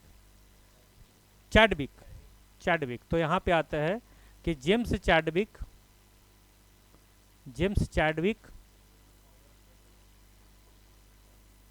डिस्कवर्ड, क्या डिस्कवर करे बताइए? न्यूट्रॉन। क्यों डिस्कवर्ड किया? क्योंकि the mass of atom is more than the mass of proton and mass of electron. जैसे आप किसी चीज़ को तौलिए, बोले इसके अंदर 2 ही चीज़ है लेकिन वजन ज़्यादा हो तो बताइएगा ना कुछ और है अंदर।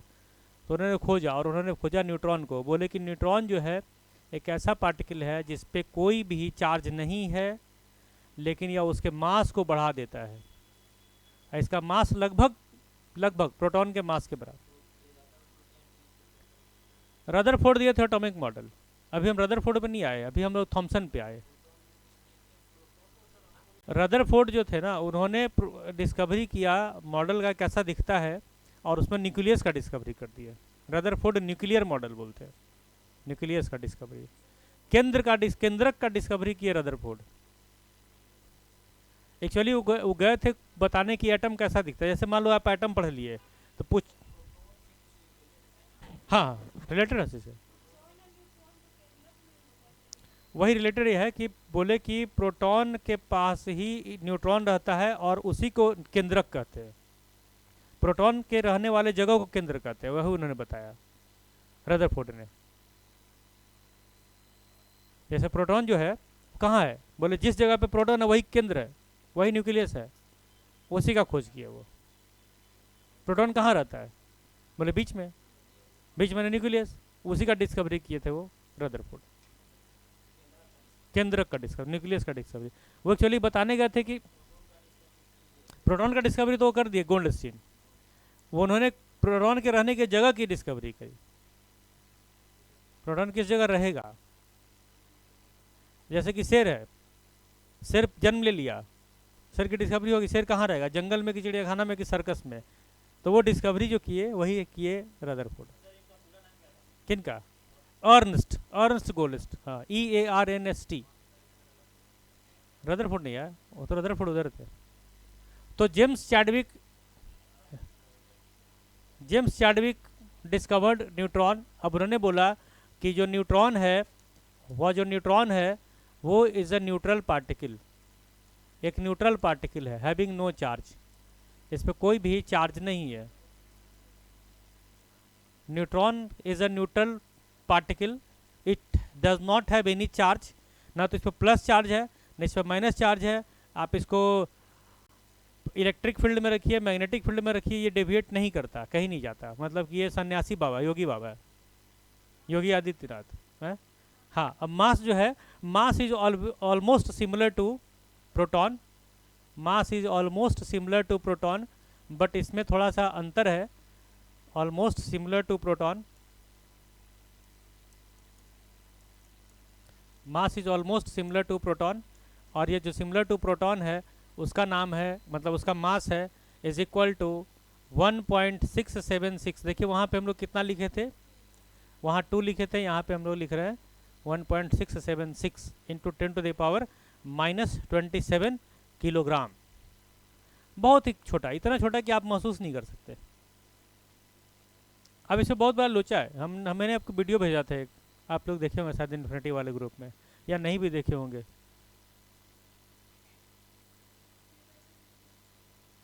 उसमें ये था कि जे थॉमसन ने बोला कि इलेक्ट्रॉन पार्टिकल है, उसके 30 साल बाद उसका बेटा बोला कि जो इलेक्ट्रॉन है वो वेव है। फिर उसके 30 साल बाद कोई और बोला कि ये वेवटिकल है, वेव है और पार्टिकल दोनों है। फिर उसके 20 साल बाद कोई और बोला कि ये तो कुछ है ही नहीं क्योंकि हम देख ही नहीं सकते, हेजनबर्ग अनसर्टेनिटी प्रिंसिपल। और वो बोले थे श्रोडिंगर वेव इक्वेशन कि ये वेवटिकल है। श्रोडिंगर वेव इक्वेशन एक लंबा चौड़ा इक्वेशन दिए और उस पर IIT वाले लोग मर रहे हैं बढ़ बढ़ के पूरा। और अभी श्रोडिंगर ये हेजनबर्ग बोल दिए कि भाई इसको कुछ दिखता ही नहीं, है ही नहीं, क्योंकि जब इलेक्ट्रॉन बाहर निकलेगा अपनी कक्षा से, मतलब परमाणु से, तो इलेक्ट्रॉन जो है वो नॉन इलेक्ट्रॉन हो जाएगा, गायब हो जाएगा, क्योंकि ये पहले ही गायब है, तो रहेगा ही नहीं। तो जो रहेगा नहीं उसको कैसे बता सकते हैं। Anyway that's all part of our study. उस पर संघर्ष जारी है, वैज्ञानिक लोग पढ़ रहे हैं, रिसर्च कर रहे हैं, हम लोग भी पढ़ रहे हैं, नंबर ला रहे हैं, पास हो रहे हैं, है ना। बट स्टडी यही है, तो आगे बढ़े। जीवन बहुत संघर्ष है, तो इसी तरह साइंस जो है संघर्षों से भरा है। कोई बोलता है कि है, कोई बोलता है नहीं है, बट हमारा संघर्ष क्या है कि दोनों को पढ़ना है, कि है भी और नहीं भी है। क्या रोहित, चॉइस आपका है, दोनों चीज़ है, चॉइस आपका है। हाँ वही तो बता रहे हैं हम, उसका संघर्ष है कि वो है, साबित किया। दूसरा आदमी संघर्ष कर रहा है नहीं है साबित करने के लिए, हमारा संघर्ष है कि भाई भी पढ़ो कि है, उसको ही पढ़ो कि नहीं है। अब कल क्या होगा उसको ही पढ़ना पड़ेगा। ठीक है, तो बहुत संघर्ष है जीवन में। ठीक है, वो जीवन ही क्या जिसमें संघर्ष ना हो, है कि नहीं। अब संघर्ष को ऐसे भी होता है, सम मतलब बराबर, घर्ष मतलब घर्षण। तो आगे बढ़े, एक हम लोग टेबल बना लेते हैं, बड़ा बढ़िया टेबल। हम आई लाइक टेबल्स, घर में बहुत टेबल है, यहाँ भी हम टेबल पसंद करते हैं। तो टेबल देख, हाथ बन जाता है बट हाथ से बनाने में थोड़ा ज़्यादा मजा आता है।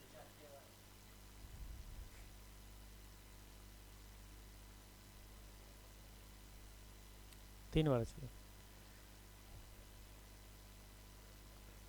3 to 6 नहीं नहीं नहीं नहीं नहीं, हमको 3 वाला चाहिए, 3 3 9 वाला चाहिए।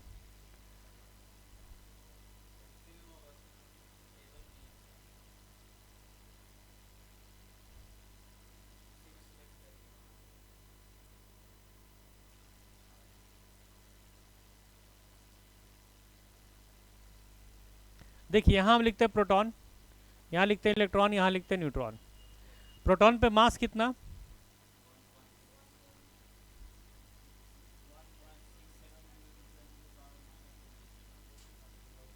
इलेक्ट्रॉन पे मास कितना। अब देखिए ये ज़्यादा है कि ये ज़्यादा है, कौन ज़्यादा है, का है, वाई, वाई, वाई भाई, क्यों, बिकॉज पावर, बिकॉज पावर, जो माइनस रहता है ज़्यादा वो छोटा रहता है। इसका मास है 1.676 10⁻⁻27। इसका चार्ज बताइए,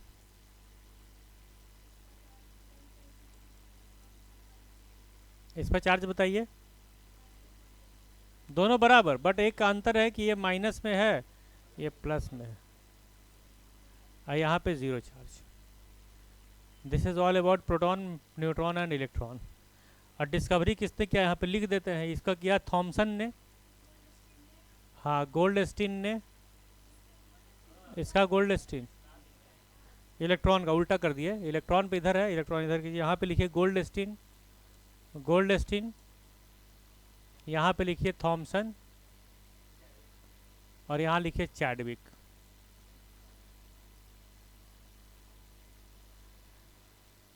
अभी कहानी यही खत्म नहीं हुई, सब पार्टिकल में और भी हैं, जैसे नाम है पॉजिट्रॉन। पॉजिट्रॉन का मतलब है वैसा इलेक्ट्रॉन है, तो इलेक्ट्रॉन बट पॉजिटिव चार्ज वाला है ना। कुछ बुक में दिया इसलिए हम लोग डिस्कस कर लेते हैं, उतना पढ़ने का नहीं है, और कभी पूछा भी नहीं है ना पूछेगा।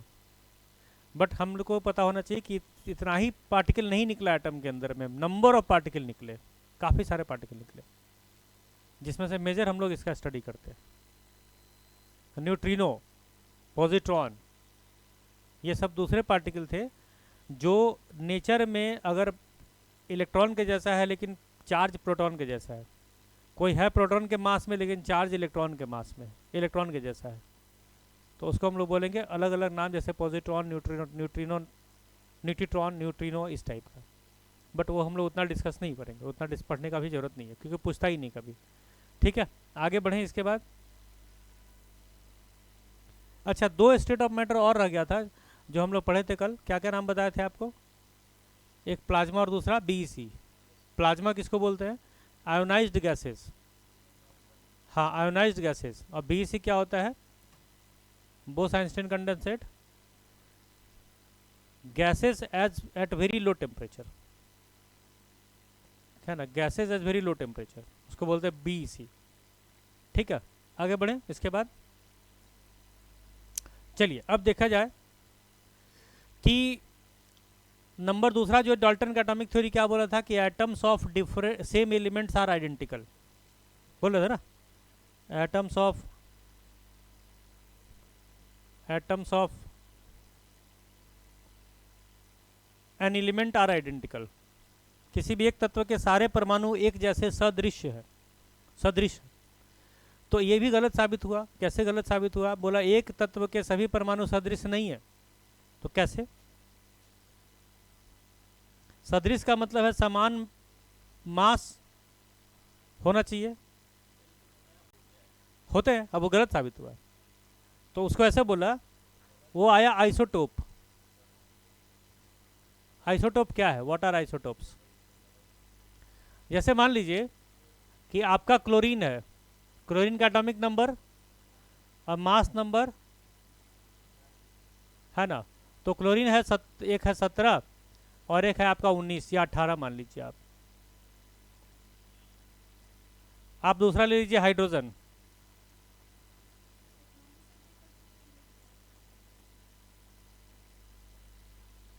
सॉरी यहाँ पे एक मिनट,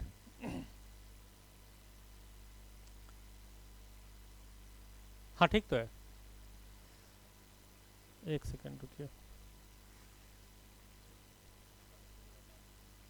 नहीं कन्फ्यूजन नहीं, हम देख नहीं रहा तो पर इसका लिख लिया आप 1 2 3। इसका नाम है प्रोटियम, इसका नाम है ड्यूटेरियम, इसका नाम है ट्राइटियम। ट्राइटियम, प्रोटियम, ड्यूटेरियम और अब क्या है, जिसका एटॉमिक नंबर वही रहे बट मास नंबर बदल जाए। अभी दो टर्म आएंगे, मैं आपको बताऊंगा दो टर्म क्या है। एक आया एटॉमिक नंबर, परमाणु संख्या,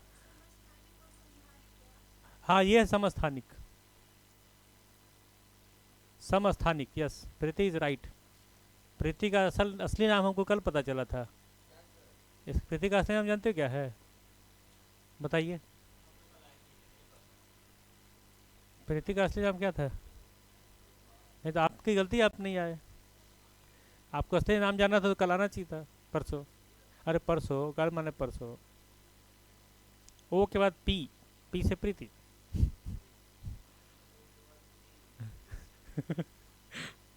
आप ओ क्यों बोले? पी बोलना था।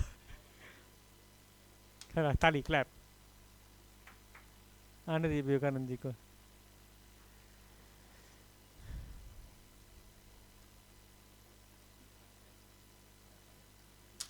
वो थी नहीं, उसका नाम है बीबीसी, बुद्धिवर्धक चूर्ण।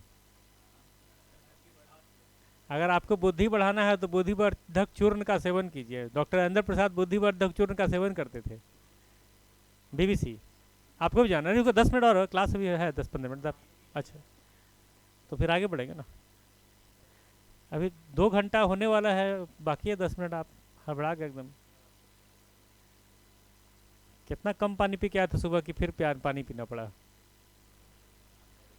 गर्मी आ गया था। हम तो सुबह से पी के नहीं आए, सुबह में फास्टिंग चल रहा है, सुबह जो पीते हैं बस रात में पीते जाके, दिन में कुछ नहीं। बात सही है। नहीं, फास्टिंग में ही विश्वास है कि पीना नहीं है, तो आदमी वो अंदर से वो इच्छा जो है ना, जिसको बोलते हैं इच्छा जगना, हम बोलते हैं इच्छा उगना, उग ही नहीं रहा इच्छा। हाँ, इच्छा उग ही नहीं रहा मेरे अंदर। हाँ, आपका अंदर इच्छा उगेगा, सही बात है। करेक्ट। तो protium, tritium and deuterium and tritium, जिसमें परमाणु संख्या समान रहे बट भार संख्या अलग हो जाए, उसको बोलेंगे समस्थानिक आइसोटोप। तो ये डाल्टन का दूसरा वाला जो रूल था वो गलत हो गया। उसने बोला एक ही एलिमेंट है तो एक जैसा होना चाहिए, बट एक जैसा नहीं है, भार अलग हो गया है ना, तो इसको बोलेंगे समस्थानिक। स्थान वही है, भार अलग हो गया। तो इसको ऐसे डिफाइन कर सकते हैं आइसोटोप को। आइसोटोप को हम लोग ऐसे डिफाइन कर सकते हैं कि आइसोटोप को हम लोग ऐसे डिफाइन कर सकते हैं, क्या डिफाइन कर सकते हैं कि which has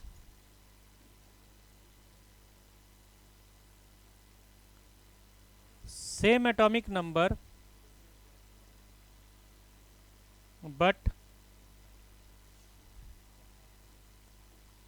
different mass number. अब यहाँ पे दो नए टर्म आए, एटॉमिक नंबर और मास नंबर। तो एटॉमिक नंबर और मास नंबर को हम लोग कैसे डिफाइन करेंगे? Number of proton is equal to atomic number, सही। प्रोटॉनों की संख्या परमाणु संख्या कहलाती है। एकदम रटिए, टनाटन एकदम अच्छे से रटिए, एकदम साइंस आपको रटना पड़ेगा एकदम। Z इक्वल टू परमाणु संख्या, मैंने ये एटॉमिक नंबर, मास मास नंबर, नहीं नहीं क्या बोले, एटॉमिक नंबर। Z को बोलते हैं एटॉमिक नंबर, Z, ये Z है और ये A है, मास नंबर। तो Z इक्वल टू P, अब P equal to E, Z equal to P, P equal to E का है Y, क्यों? उतना ही इलेक्ट्रॉन रहना चाहिए, जितना लड़का का शादी होगा उतना ही लड़की की शादी होगा। कैसा हुआ कि भाई लड़की, साल बहुत लड़कियों का शादी हुआ है, बहुत लोग बोलता है ये साल खाली लड़की का शादी हुआ, हम सोचे पड़ गए, सही में सोच पड़ गया। तो फिर हमको याद आया कि बेसिकली जिसके बारे में बात कर रहा है, इसके मोहल्ले में सब लड़कियों का शादी हुआ।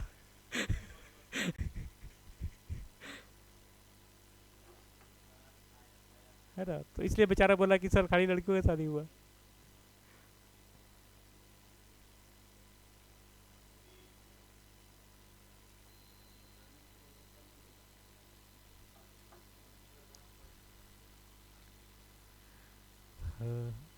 हो गया, ठीक है, आगे बढ़े। तो एटॉमिक नंबर को क्या बोलेंगे? नंबर ऑफ प्रोटॉन या फिर number of electron, but define जब करेंगे तो हम लोग नंबर ऑफ प्रोटॉन ही बोलेंगे हमेशा, कभी भी इलेक्ट्रॉन की बात नहीं करेंगे, क्योंकि आयन बनता है तो इलेक्ट्रॉन चला जाता है, चला आता है।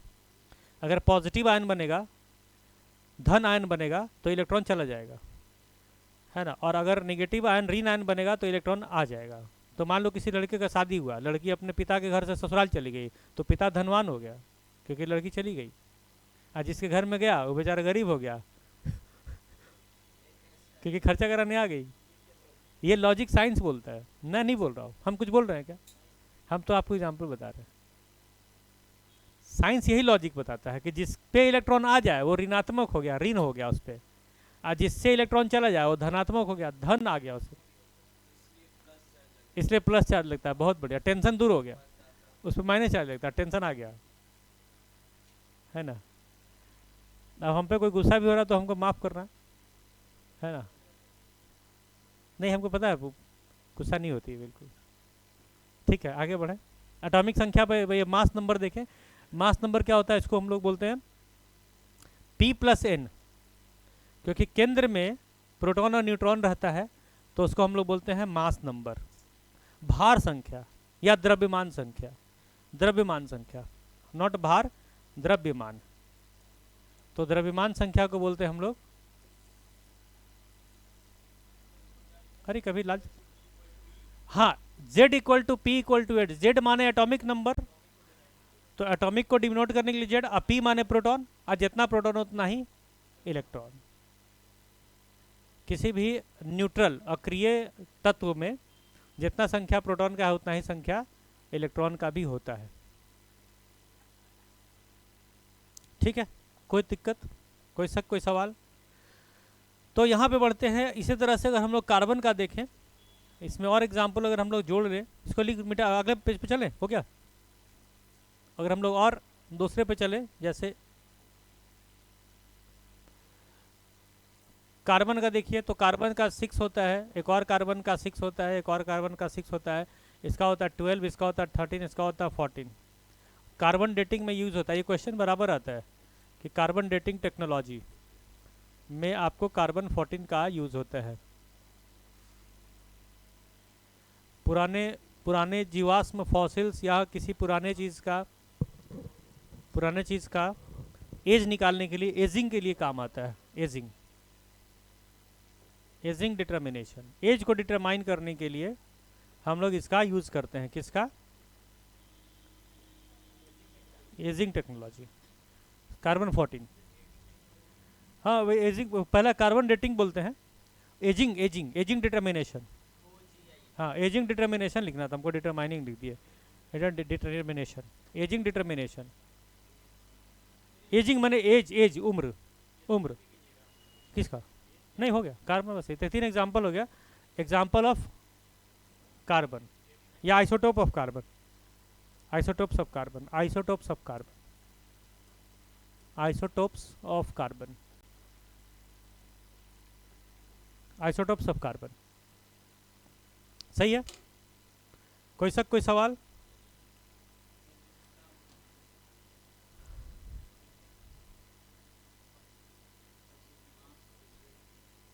और एटॉमिक नंबर किसको बोलते हैं? Number of proton.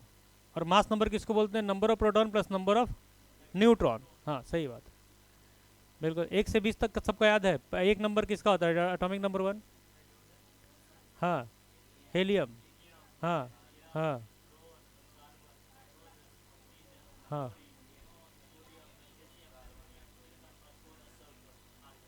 सल्फर के बाद क्लोरीन।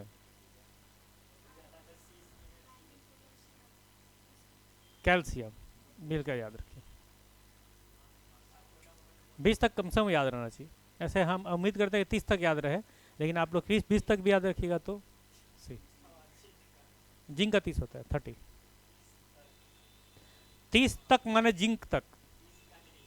30 का जिंक, जिंक का 30। ठीक है, आगे बढ़े। अब देखिए हम लोग आइसो, जो हमारा उसका डाल्टन का तीसरा नंबर था, क्या था कि डिफरेंट एलिमेंट्स के जो एटम होते हैं वो डिफरेंट होते हैं, बट ऐसा नहीं हुआ। यहाँ पे आ गया आइसोबार। आइसोबार, आइसोबार को क्या बोलते हैं? समभारिक। देखो आइसो मतलब होता है सम, बार माने भार, तो समभारिक। समभारिक, आइसोबार समभारिक। समभारिक मतलब जिसका मास नंबर सेम रहेगा बट एटॉमिक नंबर डिफरेंट हो जाएगा। जैसे जैसे यहाँ पे लिखेंगे सेम मास नंबर, नहीं मतलब डिफिनेशन में जैसे लिखिए आप, आर्गन का लिखिए 40 और पोटेशियम का लिखिए, कैल्शियम का लिखिए 40। आर्गन 18, कैल्शियम 20, 40 और 40। इसका मतलब है कि ये दोनों आपस में समभारिक है, एक जैसा गुण वाला है, तो डिफरेंट नहीं है। लेकिन डाल्टन बोला था अलग अलग रहेगा तो डिफरेंट रहेगा, बट डिफरेंट नहीं है, एक जैसा हो गया, तौलने में एक जैसा हो गया। सॉरी, हाँ जॉर्ज डाल्टन, डाल्टन अभी थ्योरी में पढ़े ना। तो same mass number and but but different atomic number.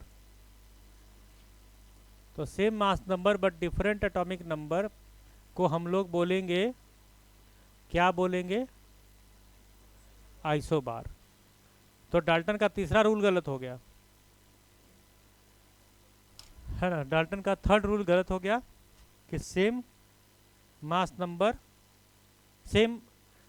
But different atomic number. भार संख्या समान बट परमाणु संख्या अंतर को समभारिक कहते हैं।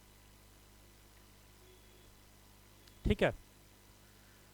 और चौथा क्या दिया था टर्म ये डाल्टन?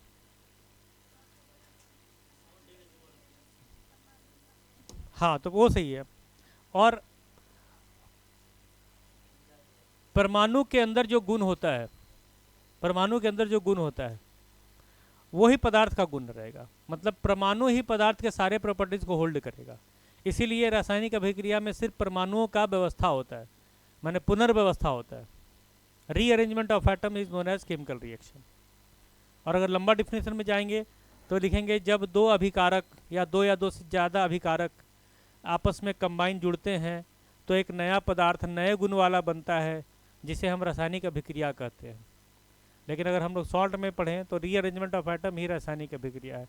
परमाणुओं की पुनर्व्यवस्था, जैसे आप लोग पढ़ते हैं इतिहास में, पुनर्व्यवस्था, पुनरुद्धार, क्या बोलते हैं? पुनरुद्धार, पुनर्जागरण। उसी तरह से पुनर्व्यवस्था, परमाणुओं की पुनर्व्यवस्था को क्या कहते हैं रोहित जी? आप चॉइस देख रहे थे क्या कि क्या क्या चॉइस बताए थे सर? सेलेक्ट कर लेते हैं ठीक से। Chemical reaction, Kundan is right. तो क्लास में थोड़ा प्रेजेंट रहिए आप, मन तन और मतलब धन से भी। ठीक है, ओके। तो हम लोग यहाँ देखें तो चौथा नंबर में देखा जाए कि हमारा जो केमिकल रिएक्शन बोला वो डाल्टन, तो उसका केमिकल रिएक्शन कितने तरह का होता है हम लोग यहाँ पे आ जाते हैं। What are the types of chemical reaction? और इसको बोलते हैं द रीअरेंजमेंट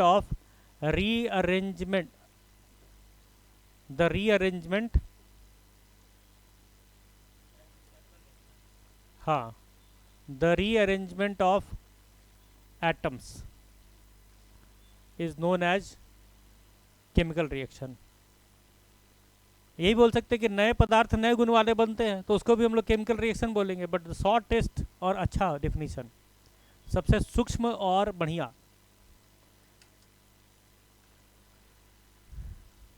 पहले वो बोलता था कि जो ज़्यादा बड़ा होता है वो बढ़िया होता है, जैसे बड़ा कद्दू खरीदता था कि बढ़िया होगा। अब है कि सूक्ष्म में भी बढ़िया हो सकता है, नैनो टेक्नोलॉजी में चलेंगे हम लोग।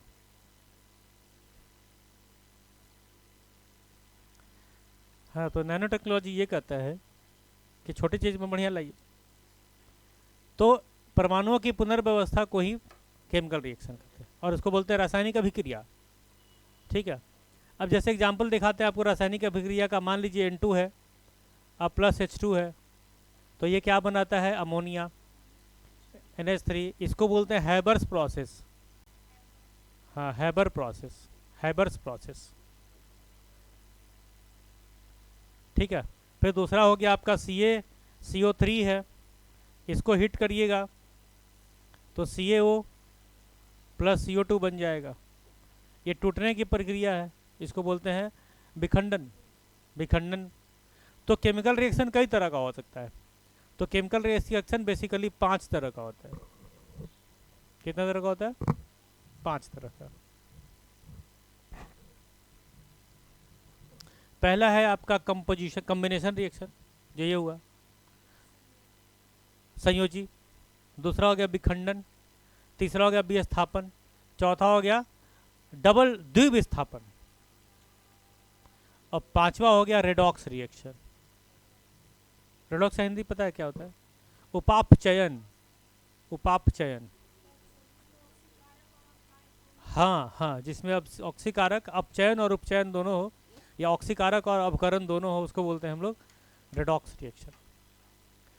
साइंस में थोड़ा इंग्लिश में भी पढ़े ना तो थोड़ा ज़्यादा अच्छा समझ में आता है, और अंग्रेजी भी मजबूत होती है। और जब अंग्रेजी मजबूत होगी तो चेहरे से भी टपकेगा मजबूती, है कि नहीं? एक दिन हमारा तो सीढ़ी पे टपका हुआ था बहुत आराम, देखिए किसका मजबूती टपका हुआ मतलब मजबूती टपकता है, कॉन्फिडेंस।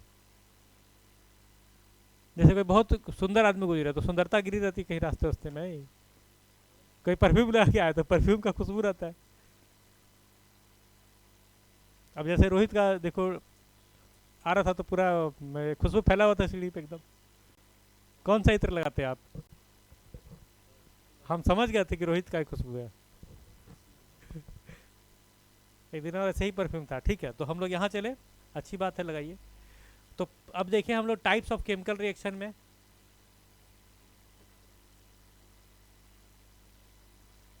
तो टाइप्स ऑफ केमिकल रिएक्शन में हम लोग 4-5 देख लेते हैं। 4-5 देख लेकर 5 होता ही है तो हम लोग वही 5 देखेंगे। 3 यहाँ लिखते हैं, 4 और यहाँ लिखते हैं 5। पहला है एडिशन।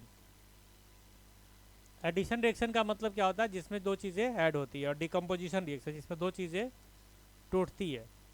और उसके बाद में डिस्प्लेसमेंट रिएक्शन, जिसमें एक चीज़ डिस्प्लेस होता है, डिस्प्लेसमेंट रिएक्शन। और होता है डबल डिस्प्लेसमेंट, जिसमें दो चीज़ें आपस में डिस्प्लेस होती है, मतलब एक हटेगा और दूसरा जुड़ेगा। और छठा और पांचवा हो गया रेडॉक्स।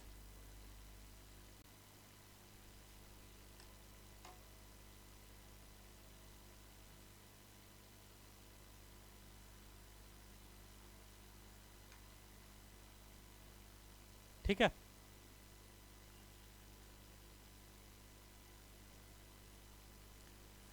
तो कहने का क्या मतलब है कि 5 तरह की रासायनिक अभिक्रियाएं होती है ना? तो यहाँ पे हम लोग एक एक करके पढ़ें। तो पहला हमारा जो रासायनिक अभिक्रिया है, लिख लिए? रोहित जी लिखिए। हाँ, हो गया। चलिए आगे बढ़े। तो हमारा जो पहला रासायनिक अभिक्रिया है वो हम लोग आते हैं एडिशन रिएक्शन, जिसको हिंदी में क्या कहते हैं? संयोजी। संयोजी बोलते हैं ना, संयोजन। कंपो क्या, एडिशन। ठीक है, एडिशन रिएक्शन। इसमें क्या होता है कि दो चीज़ जुड़ेगा और तीसरा चीज़ बनेगा। दो से ज़्यादा भी जुड़ सकता है बट बनने वाला एक ही रहेगा, दो चीज़ नहीं बन सकता। तो उसको बोलते हैं हम लोग संयोजी एडिशन रिएक्शन। जैसे आपको मैंने बताया यहाँ पे H2 प्लस O2 क्या बनेगा, C+O2, S+O2, हाँ SO2 SO3 बन सकता है, N2 प्लस O2, NO बनता है, NO, NO2 भी बनता है, NO भी बनता है। तो ऐसे दो चीज़ें मिल करके आपको बनेगा N2 प्लस H2, जैसे हम लोग लिए थे अभी N2 प्लस H2, ये बनता है अमोनिया।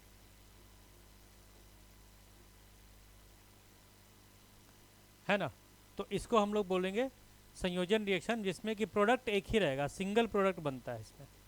आप एकदम ध्यान रखिएगा, सिंगल प्रोडक्ट। प्रोडक्ट का मतलब क्या होता है, किसी रासायनिक अभिक्रिया में दो चीज़ होते हैं, इधर वाले को बोलते हैं रिएक्टेंट, रिएक्टेंट अभिकारक, और इधर वाले को बोलते हैं प्रोडक्ट। तो जब हमारा दो या दो से ज़्यादा अभिकारक, कम से कम तो दो रहना ही चाहिए, मिल करके एक प्रोडक्ट बनाए, एक उत्पाद बनाए, प्रतिफल बनाए, उत्पाद भी बोल सकते हैं। नहीं उत्पाद तक तो ठीक है, कहीं कोई उत्पाद कह दिया क्यों, एक उत्पाद बनाए इसलिए प्रतिफल बोला जाता है कि दो आदमी मिलकर एक फल निकाले, प्रतिफल मतलब दो रिएक्टेंट मिलकर एक प्रतिफल का निर्माण करता है, तो उसे बोलते हैं संयोजन अभिक्रियाएं या फिर एडिशन रिएक्शन। कोई दिक्कत नहीं, कोई समस्या नहीं। चलिए आगे बढ़े हम लोग, जिसका नाम है ये विखंडन।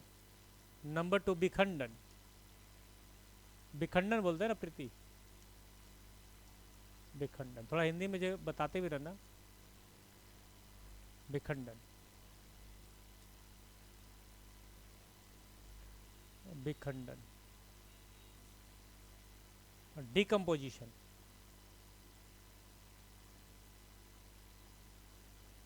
तो डिकम्पोजिशन रिएक्शन क्या होता है, जब कोई एक चीज़ टूटेगा दो या दो से ज़्यादा में, तो उसको बोलते हैं डिकम्पोजिशन रिएक्शन। जिसका सबसे बढ़िया एग्जांपल है आपका CaCO3, ये टूटता है CaO में प्लस CO2। कैल्शियम कार्बोनेट टूट जाता है सिलेक्ट लाइम, इसको बोलते हैं सिलेक्ट लाइम। मतलब इसको ये कह सकते हैं, क्या बोलते हैं ये, एक होता है बुझाया हुआ चूना, वो तो होता है CaOH का होल 2, ये होता है सिलेक्ट लाइम। देखो यहाँ पे लिख देता है, ये है क्विक लाइम, आपको क्वेश्चन में आता है ये कई बार। क्विक लाइम माने तेज चूना, सुर्खी चूना, CaO, हाँ सूखा हुआ चूना। और जब पानी से भिंजाया हुआ तो उसको बोलते हैं सिलेक्ट लाइम। सिलेक्ट लाइम को बोलते हैं CaOH का होल 2, माने इसमें पानी मिला हुआ है। और यही वाला चूना को बुद्धिवर्धक चूर्ण के साथ प्रयोग किया जाता है।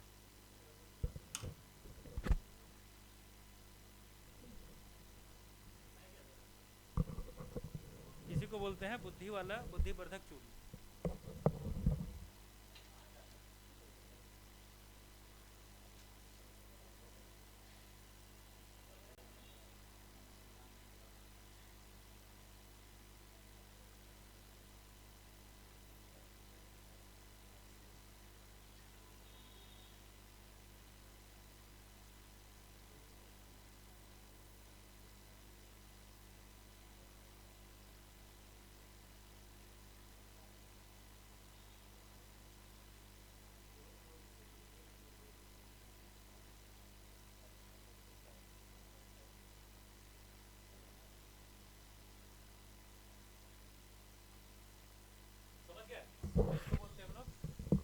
क्विक लाइम, और इसको बोलते हैं हम लोग सिलेक्ट लाइम। सिलेक्ट लाइम मैंने बुझाया हुआ चूना, और क्विक लाइम मतलब सुर्खी चूना। ये वाला हमको पानी जैसे डालिएगा तो खदकने लगेगा, और खदक के ये बन जाएगा। इसको लोग बुद्धिवर्धक चूर्ण के साथ एकदम आनंद से, आनंद आ जाता है एकदम। ठीक है, अगला हमारा तीसरा नंबर रिएक्शन है, जिसका नाम है डिस्प्लेसमेंट, विस्थापन रिएक्शन। अरे हम हिंदी में इसका कलर लिखा था, डिस्प्लेसमेंट। 3 नंबर को लिखते हैं हिंदी में विस्थापन। और ये हो गया आपका डिस्प्लेसमेंट रिएक्शन।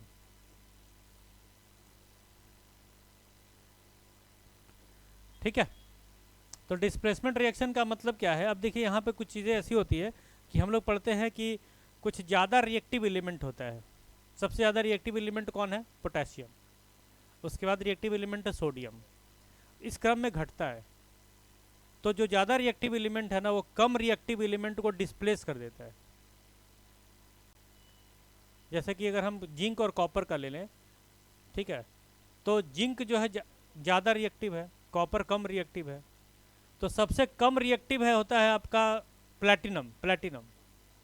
प्लैटिनम किसी के साथ रिएक्शन नहीं करता है, इसीलिए प्लैटिनम सोने से भी महंगा आता है। इसको बोलते हैं सफ़ेद सोना। लेकिन क्यों नहीं प्रसिद्ध है? क्योंकि आदमी को पीला रंग ज़्यादा अट्रैक्ट करता है। त्रेता युग में नहीं नहीं, सबसे नीचे प्लैटिनम है, उसके ऊपर सोना है, और उसके ऊपर एजी सिल्वर, तब कॉपर।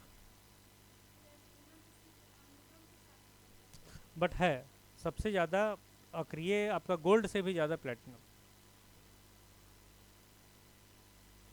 ठीक है, एनीवे, तो यहाँ पे हम लोग क्या करते हैं कि जब एक ज़्यादा क्रियाशील या मोर रिएक्टिव एलिमेंट कम क्रियाशील या लेस रिएक्टिव एलिमेंट को अगर डिस्प्लेस करता है तो उसको हम लोग बोलते हैं डिस्प्लेसमेंट रिएक्शन। तो ये जिंक जो है ये बनाएगा बता रहे हैं, ये बन जाएगा Zn सल्फेट प्लस CO। देखिए बोला कि दो तत्व, दो कंपाउंड है। हाँ लिखिएगा, हिंदी में लिखिए, यहाँ पे लिखिए, जब ज़्यादा क्रियाशील तत्व कम क्रियाशील तत्व का विस्थापन करता है तो ऐसी अभिक्रिया को, जब ज़्यादा क्रियाशील तत्व कम क्रियाशील तत्व का विस्थापन करता है तो ऐसी अभिक्रिया को विस्थापन अभिक्रिया कहते हैं।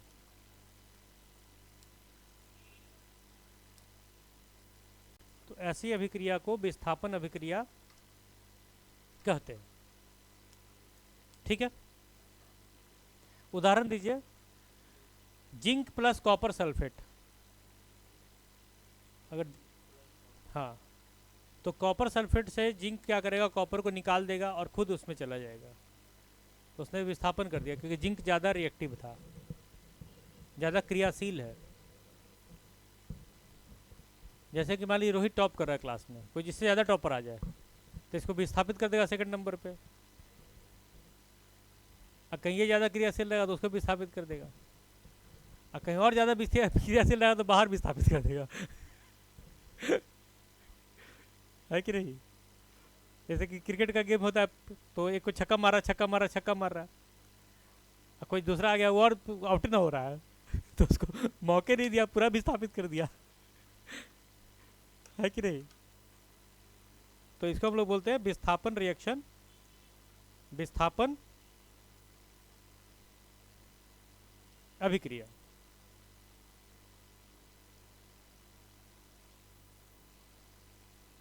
ठीक है, अब देखिए हमारा अगला है जिसका नाम है डबल डिस्प्लेसमेंट,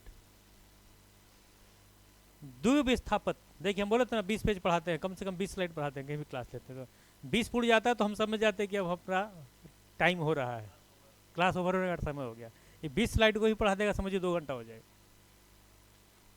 20 हो रहा है, चलिए अभी अब बाकी है 10 मिनट और टाइम हो गया होगा, बट देख लेते। तो हम लोग अभी चौथा क्या है, फोर्थ डबल डिस्प्लेसमेंट। क्या बोलते हैं हिंदी में? द्विविस्थापन ना, द्विविस्थापन।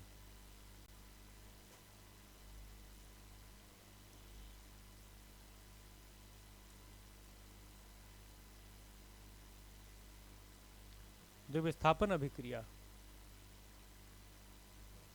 पूरा ही मिटा के लिखना दोबारा। द्वि, प्रीति देखना जरा, सही है? विष, सही है ना? डबल डिस्प्लेसमेंट,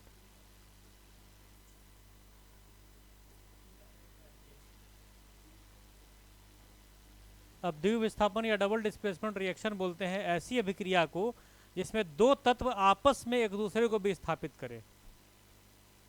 आपस में विस्थापित करे। जैसे मान लीजिए आपका रहेगा NaNO3, बोला किन्ने किन्ने 3, बोला NaNO3,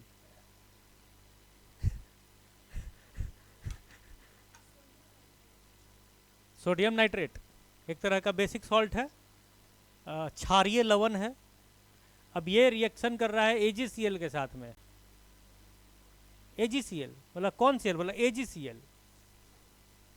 Ag माने क्या होता है पता है? सारी महिलाएं अपने हस्बैंड को Ag बोलती है। क्यों पता है? जैसे रोहित की भाई बोलेगी Ag, क्यों? कहा जी, वो अलग बात है, लेकिन क्यों बोलती है Ag? नहीं, Ag माने होता अबे गधे।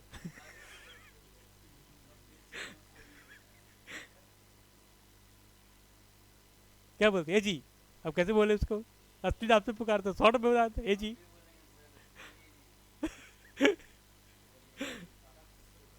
तो Na3 प्लस AgCl क्या बनाएगा?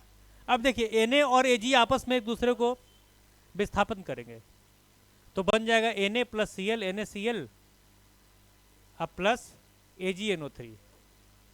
बोला किन्ने किन्ने 3, बोला AgNO3। Ag पे प्लस चार्ज होता है 1, NO3 पे प्लस 1, -1, तो ये -1 ये +1 बराबर है। यहाँ पे भी +1 यहाँ -1 बराबर है, यहाँ पे भी +1 यहाँ -1 बराबर है, इसलिए कोई टेंशन वाली बात ही नहीं है। अभी हम लोग पढ़ेंगे इसको रेडॉक्स रिएक्शन में।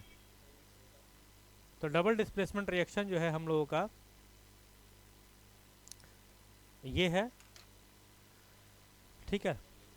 तो हम लोग आज इतना रहने दें कि आगे बढ़े। रेडॉक्स में 1 घंटा टाइम लगेगा, क्योंकि रेडॉक्स 5 तरह का है। Loss of electron, addition of oxygen, removal of hydrogen, addition of electronegative element और रिमूवल ऑफ इलेक्ट्रोपॉजिटिव एलिमेंट, ये है ऑक्सीडेशन। फिर रिडक्शन में भी addition of hydrogen, removal of oxygen, addition of electropositive element, removal of electronegative element and gain of electron, सबका example. तो कम से कम आधा घंटा लगेगा। तो हम लोग आज इतना ही छोड़ते हैं। 5वां नंबर रिएक्शन हम लोग अगली क्लास में देखेंगे, कल या परसों जब भी होगा। ओके, थैंक यू, बाय, और I hope you enjoyed the class. Thank you thank you thank you.